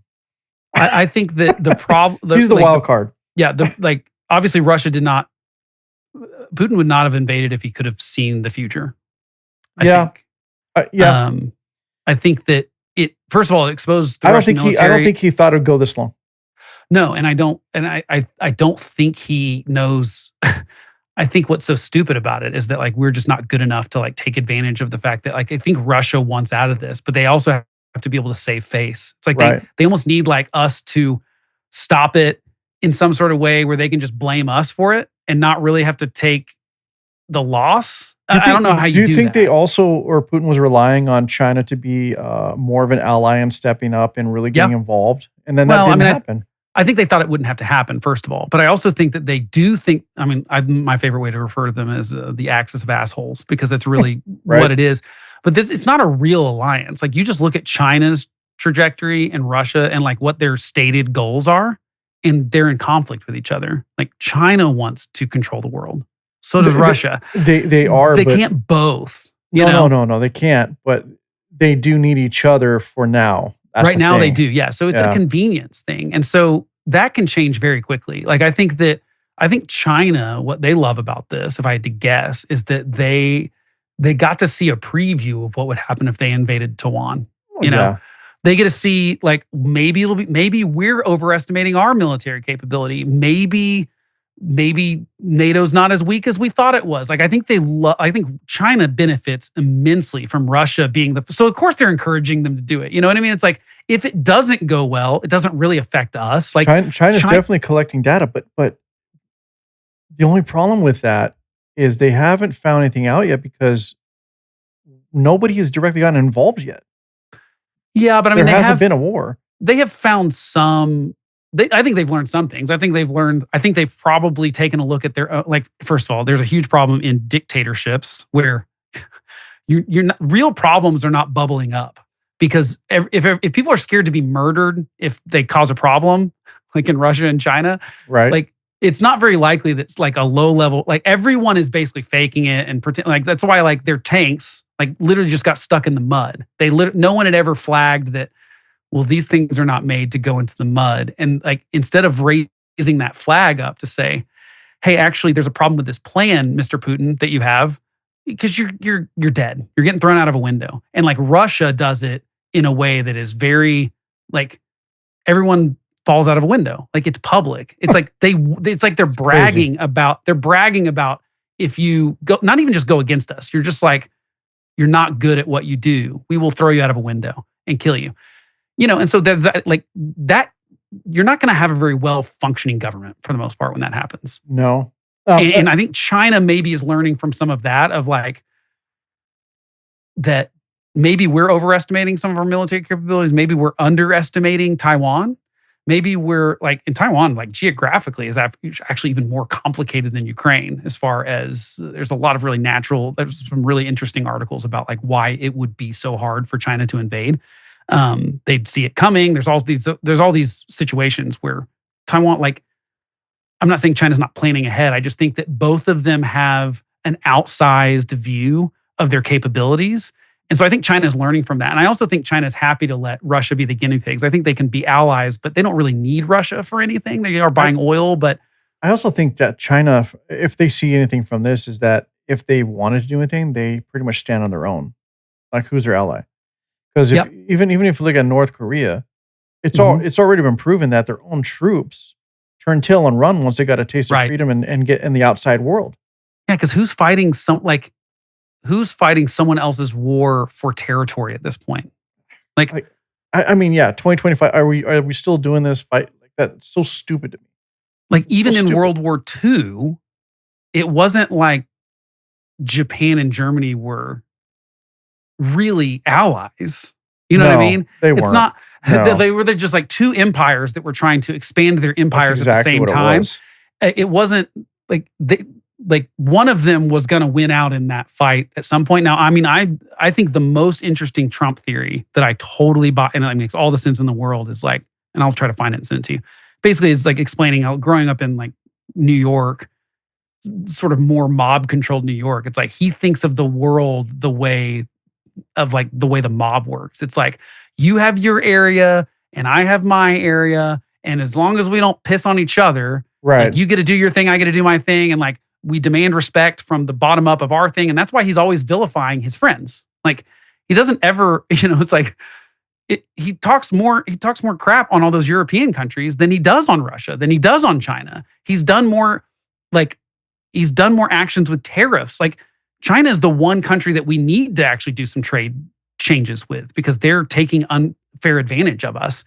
But he's not going after China with tariffs. He's going after he's going after Israel. Israel has a higher tariff than or Brazil, or he's going after, like, it's just whoever pisses him off, whoever's like insufficiently loyal to him. But it's because he thinks he gets to decide what happens in this hemisphere. Russia gets to decide what happens in their area. China gets to do what they do in their area. And I think to some degree, he kind of feels not the exact same way about Iran, because there's the Israel connection there. And so that's more complicated. But he doesn't have an ally he likes better in Russia's region or China's region of power. No. And so he's like, yeah, I like the tough guy thing. Let them do what they want to do. I don't really care. I don't think that's a good way to organize the world. That can't happen without spillover in, like, we thought that going into World War II. We thought we can stay out of this.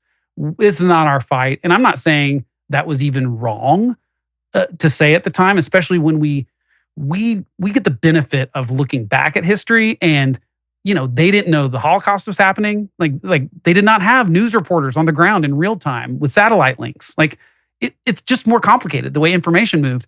And I believe that if we knew more, like if we knew what we knew now, I think we would have gotten in or whatever. I think the American people would have potentially demanded it. But it would have been a different war for sure. Different war for sure. But you get attacked at Pearl Harbor and it's like, all right, we're in this. It's like, and then it's like, and then once you start realizing what's going on, it's like, no, we've got to push back. We got to make sure this never happens again. Like, so everything that happens after we enter World War II is like, we've got to make sure that empires don't try to expand territorially and murder people in the process.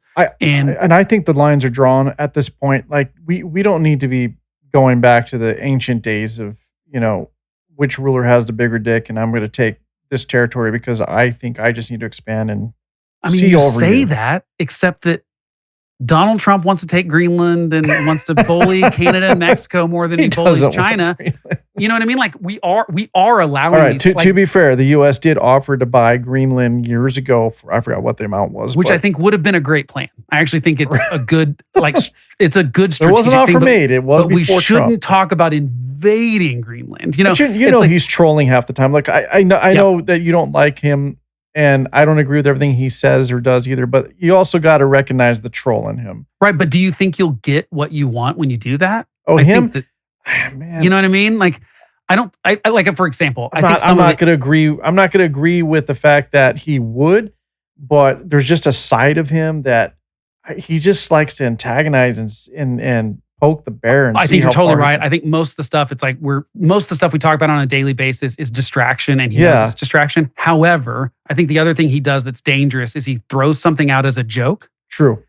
And then judges the reaction based on saying if it's a joke or not. Oh, yeah. And once anyone starts going like, yeah, we should invade Greenland, or yes, we should tariff Canada and Mexico more than we do China, then he goes, all right, I can roll with this. Because it's like, it's a way to throw a trial balloon out there. Oh, I always said he stress tests the class. That's exactly what he does. That's what he's doing every single time. He's stress testing. And the problem is we've got a feedback loop where the Republican Party has said everything he says we have to agree with. And so he gets that now, sometimes people push back. Like some of the hate speech stuff that Pam Bondi did last week was like, Charlie Kirk would have absolutely argued with you that there's free speech and then there's hate speech. Like that's like totally not true. And like, so he got pushback from the right for that. And again, they just get to go like, well, I misspoke, or it was a joke, or I'm just, Right. And so I don't love that. Like that is always the fallback. I'd rather just be like, say what you mean what you say. Right. And like Greenland could be a good strategy, but like offer to be like, what I want to do is work with Denmark to like, I want to have that territory and here's the reasons why. I think we're scared of Russia. And I think it's like list the reasons, like make the case. But when you joke about invading, you just sound like Russia, and you just sound like China, or you just sound like Iran, you just sound like North Korea. All you can do is laugh, man. It's ridiculous. So we think we're different. I think we think we're more civilized. And I think I guess I'll sort of close with this. My overall view of politics and the difference between conservatives and liberals is that I come from conservative. I believe that people are inherently bad. I think that we're flawed. I think that people will pursue power if there's not a check against it. Like these are all things that I just think are human nature. And so I want a system that blocks that from happening to the best of its ability. And I think that we think we're better than people 100 years ago, 1,000 years ago, pick the time. And I don't think we are. No. I think that in a lot of ways we are, like things are better. We've got technology, like people live longer, people are like fewer people are starving, fewer people are in poverty. Like there's all sorts of good things about the world today. But when it comes to the human heart and power and just all that stuff, I don't think we're really any different when you look at what's going on in the Middle East, when you look at what's happening with Russia and Ukraine, you look at China, you look at even just us and the way we've turned politics into an us versus them, and let's get all the power we can, and violence is okay against my enemy because they're evil. I don't think we've really evolved as much as we think we have. And I think that until we say, like, I think Americans, because that's the only people I can talk about, is like us as voters, until we say, actually, I don't want someone, like, I don't trust the government to have control over what free speech is. I don't trust unchecked power. I don't trust like Congress just relegating all of their power to the executive branch. even when it's someone in there that I like. I think until that changes, until we actually change our view on human nature and stop trusting people in power in like without question, that we will like keep slipping down the slope. I think in combination with we don't have a World War II style crisis that will wake us up. And I keep thinking things will be that. I thought COVID might be the thing that makes us go like, oh, here's just a virus. Like no one's the bad guy necessarily. Now, I mean, we can blame, like we can talk about like where did it come from, like lab leak theory, all this kind of stuff, and talk about like there might be blame to go around. But like we went in camps. It was like, instead of going, hey, we could actually like save lives, we could do things the right way, we should look at data, we should look at science. Yeah, we just went into our camps and said, I'm on side this and you're on side that, and we are enemies. And it was like, humans are going to always be human, Blake, period. Exactly. They're always going to take an opportunity. You can't ever, no matter how many years we've been on Earth and may have evolved as a people, for some reason we can't stamp out jealousy, the desire for power, or money. Really, currency, whatever that currency may be. You know? And like I mentioned, I'm a Christian, so I mean, I find all of this in like spiritual. Like, I mean, I think that really it goes down to it's the deadly sins. I mean, it's like it's envy, it's lust, it's power, it's all the things that we've been struggling with. The 7 deadly sins for the entirety of human existence, and when we don't, I think. It's like that happens, but not only are we not willing to, we're willing to call things evil that I don't think are really evil. But we don't really call out real evil when it's there. It's a weird juxtaposition of being able to believe like on the left that America is evil and there's no redeeming of it because of slavery. But at the same time, like every person deserves, like is a good person. I'm like, well, those two things can't really exist at the same time. Like all people can't be inherently good, and like our entire country and everyone that's ever lived in it that's white is evil. Like you can't have both those things, right? But I don't think most people have wrestled with the contradiction there. Well, it's like the devil could be right in front of you and you wouldn't recognize him. Oh, absolutely. And I think that's the case a lot of the times now. And it's not even that you wouldn't recognize him, it's now you would celebrate him. Like that too. Frankly, which is what I think is the case if you celebrate someone murdering someone. Yeah. Ever. Like, there's very few people on this earth that I would celebrate their death. And most of them are those people that are oppressing, entire countries full of people or evil, or they're terrorists, or they're like, they are evil. And I think that we'd be better off without them. They're an obvious problem or blight to humanity. I mean, it has to be. But even then, I'd rather see Putin overthrown by his own people. And like that's what like the solution isn't always a solution external. To those type of problems, though. The people need to stand up and rise It is. That gets really, really hard. And I do think those countries I think those leaders are scared of their people. I mean, there's 1 billion Chinese people. There's no way the government is not scared of those people. That's a reality. It doesn't even take a majority of them to have a real threat on your, like you could not. We always talk, like the common thing is always like, well, you can't, again, everyone thought Russia would just go in there and crush Ukraine. It turns out that when people are willing to fight for their country, it's like they're scrappy. Yeah, that ain't so easy. We had a real tough time fighting, a bunch of people in caves in Iraq and Afghanistan with like rudimentary weapons. Like we had the best technology in the world as far as that stuff goes. And we are having trouble trying to figure out how to like stop roadside bombs from killing our like IEDs and stuff. Like it is. All right. Military might's not always all it's cracked up to be. Is all right. Where's the bright spot? How are we gonna fix all this, man? Like we've been going for for quite a few hours. I've been bad at this. I need to start. No, you're fine, man. You're fine. I have no problem talking for a long time, man. I think some of my episodes will go 2 to 3 hours easy. I think the bright spot, if there is one, it's not. You're not going to like the bright spot. I do think that in a real crisis, people can wake up and realize that, and just totally change. I mean, I don't think it takes. I think there's some ways that we need to do gradual change, but like convincing people that we should change the way we elect, like do primaries. Like, I don't have a real, like, I think that that's a problem, but I also think it's unrealistic to think that that's going to go away. I think the same thing with the congressional stuff. It's like, I think all that stuff you said is true, but I think it's going to be hard to convince Congress to vote for their own pay cuts and, I know and that job. won't happen. Yeah. You know what I mean? It was a pipe dream. It was just, but I do go like, what has worked in the past? And unfortunately, the thing that works in the past is,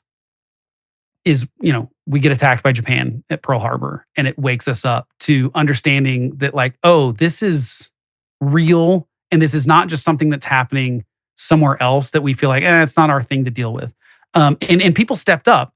It's not just that we got into World War II. It's that, like, we sent off all our men to fight for other countries, essentially. I mean, like, I know we got attacked by Japan, and we really, but like, the Europe stuff had nothing, not nothing to do with this. We just kind of said, like, okay, we got to fight this war on two fronts and help our friends out. Right. The women go to work. We changed factories from cars to weapons. I mean, like, it was the whole nation got behind that thing. I think 9/11 was kind of one of those things. But isn't it sad that conflict, like wars, are the only thing that unite us as a people? Yeah, it is. Is there not any other reason?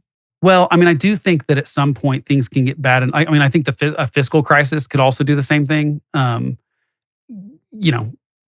Great Depression. And I think we are heading towards something like that with the debt we have. It's unsustainable. At some point that will matter of time collapse. And that can be the thing. Like I said, I don't see any way that it's like we just slowly figure it out, because you mentioned going in all in on the lies earlier. And it's worked very well for Donald Trump. It's just like say it over and over and over again until people believe it. Democrats, instead of saying we could be a different kind of party, it's very obvious that they've just learned from that, and they're just going to start doing that. Like, that's the new thing. It's like, and so I think the lesson learned is a bad lesson. And I think, I think what people really want is authentic people to be their leaders. I think both parties have not figured that out. I think that if they just figured out, like, if we run real, honest people, even if they have some opinions that rub people the wrong way, they're going to be refreshed by the honesty or whatever. It's like, I think people like Bernie Sanders and Donald Trump because they were so authentic. I'm not saying they tell the truth all the time, but I think they're authentically themselves. They're not changing their accent. Donald Trump keeps the suit on at McDonald's. Like, he's not getting on a flannel shirt to pretend he's a farmer. He's not going on a fake duck hunt or something. It's not him. He just won't do it. Bernie Sanders doesn't do it either. And I think that's what attracted people to those politicians. But I just don't see a way that we don't have some sort of crisis that gets us there. I hope it's not a war, but wars are traditionally the things that do galvanize people. But it could be, it might rally the U.S. like nothing else. It could be an economic crisis. I think that's something that makes people wake up and demand stuff. We've seen that around the world. I think that there is a degree of, like, wanting to better. I think the one thing that I would say, I'm not big into the populist, like, America First stuff, because I think most of it has seeds of racism underneath it, and they pretend it's not there. But it's really about, we don't like that white people aren't in charge. Like, for the most part, that's where, again, we just keep pulling the thread, and that's where we always end up being. But I do think there's value in saying, like, I think we need to better define what an American is. And that's hard to do in half of the country, the sort of party that is capitulated to the progressive wing that says there's nothing redemptive about this country, can't define Americanism because they say it's evil.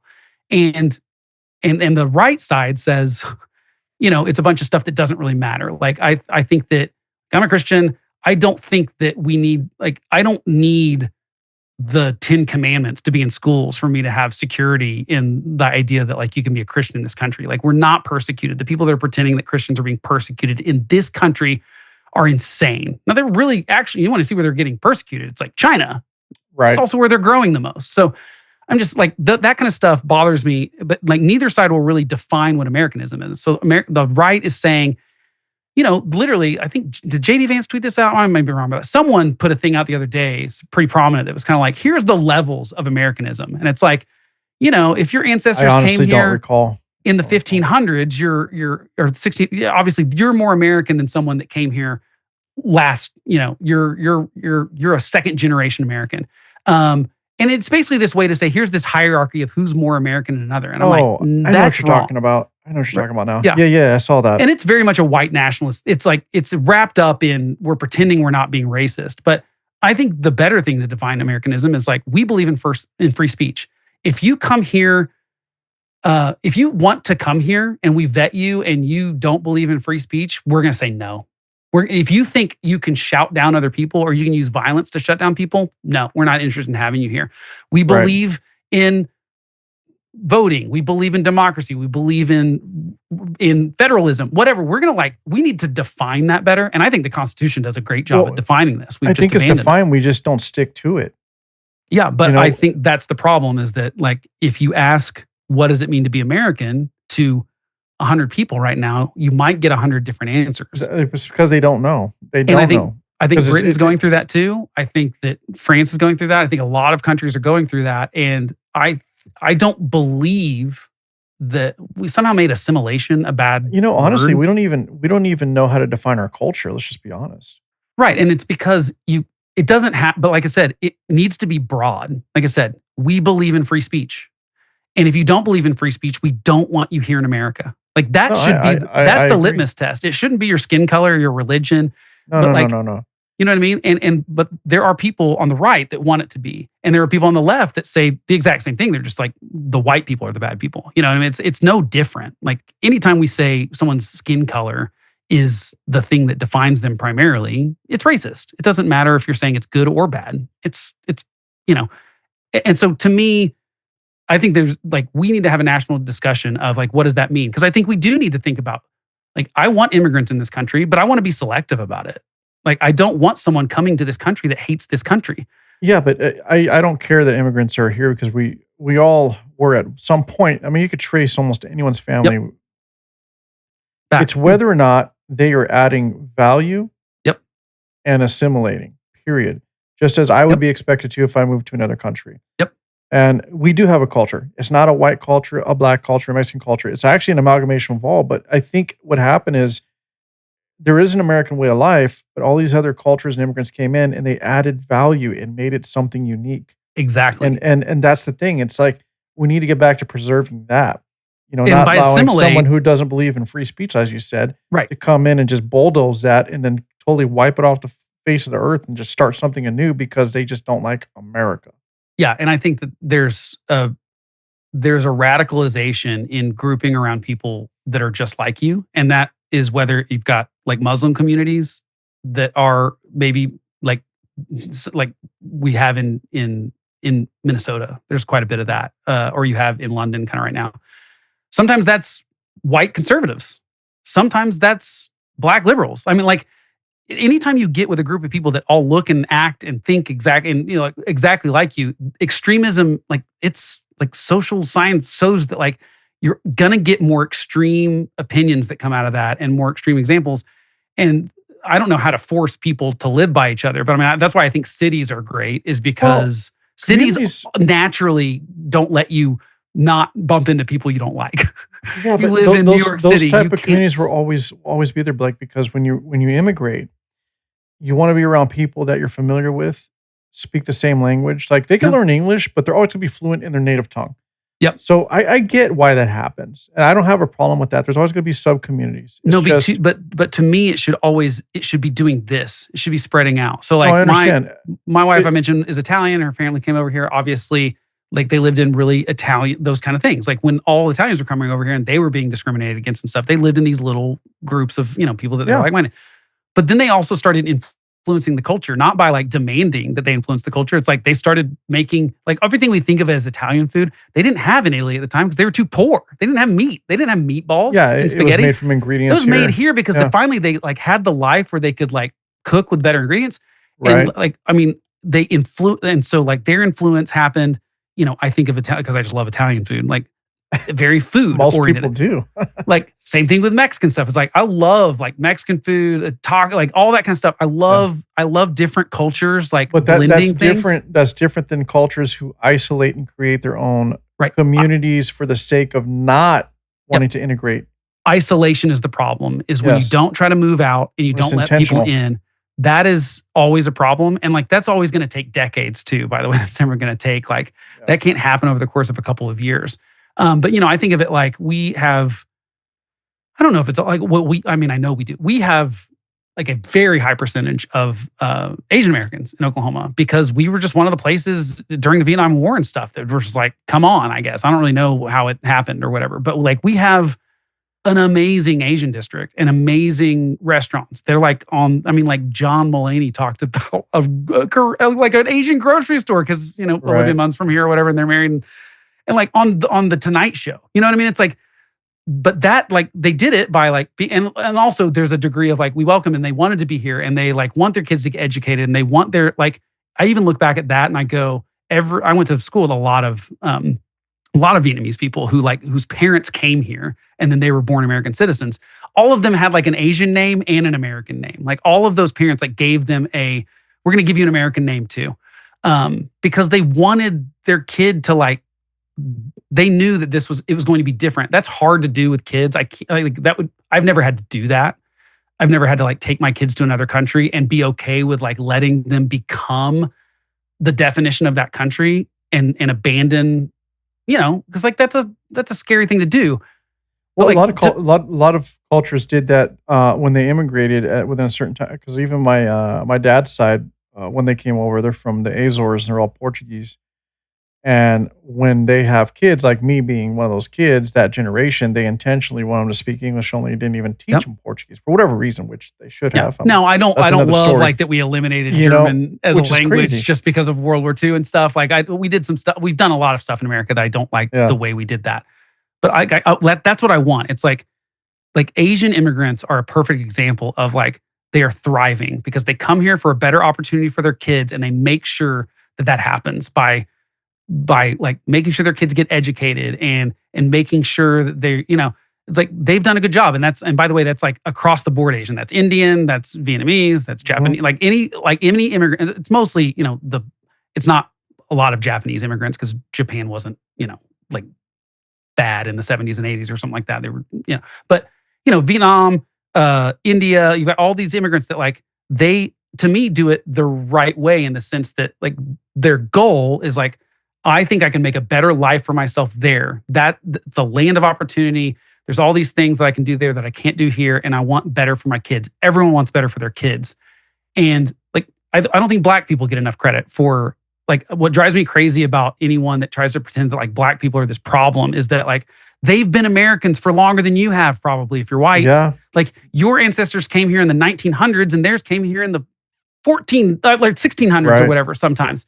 And I'm not saying that makes them more American than you. It just bothers me that we discount like so often. And like I said, I'm just picking on the right because I think that's where most of the racism towards Black people is. And like I said, it's not normally that they would say they would never associate with Black people. They probably have Black friends, but they still think of them in this like monoculture. And that's the other thing we do too much is just like try to pretend all Black people are the same or all Hispanic people are the same or all white people are the same. It's like, I think that also depends on the individual, like how you grew up, because when I grew up, I was not in an all white area necessarily. I was like, all my friends were Mexican and Black. Yeah. So I just have a different experience. For sure. But even if you don't have experience with those people, like what you should want to do is have experience with and sometimes that's not possible. Like there's just not a big like I know like I think Jewish the fear is on both sides though. It's not just white people, for example. It's on both sides. No, because that message has been driven for so many years that we hate each other. Well, and again, so even by the if way, you don't, you're suspicious. You're like, well, I don't know. I've heard. Well, and keep in mind also something that's like biological is like scientifically, I can't tell the difference between other races as much as, and the same thing with me. I had a teacher, a substitute one time that was Korean or something. And, it's a bunch of musicians like me, we got long hair. And like, he was there for like, the like 2 weeks or something because someone was on their honeymoon or something. And so he kept taking roll and he'd like get us confused. And he was like, all you white people look the same to me. And we thought it was so funny. Because the truth is, it's like we do to them just like they do to us. And that doesn't mean you're racist. It's literally a biological thing in your brain. However, like my favorite story ever is of the guy, and I always forget his name. He was a musician, and he basically started like trying to convert Ku Klux Klan members. It's a shame that I forgot his name. I know who you're talking about. I'm going to find it because it's But it's so amazing because what he basically decided, like, I'm going to just have conversations with these people. I'm going to invite them over for Wasn't he a dinner. blues player? Played Yes. blues or something? Yep. Yeah. What was his name? I can't remember his name. But he literally would just have these people over for dinner, like vehemently racist people that say he, like, and he has the hoods of all the people he converted that gave He him was up. on, wasn't he on Rogan? Yeah, probably. I didn't see it. But I mean, to me, that is like, I just brought that because I might have triggered his name. I forget. But yeah, that was a great story. the reason what's so wonderful about that is like he had I would have discounted all those people. Like I would not have invited those people to dinner. Like I am definitely like a justice guy where I'm like, nope, you've got an evil opinion about something and I'm discounting you completely. And the thing is, we're not just doing that with stuff like racism. We're doing that with, you voted for Donald Trump. I'm done with you. You voted for Kamala Harris. I'm done with you. We're doing that with everything. And so we're isolating where we're like only going to be around people that we think like and look like.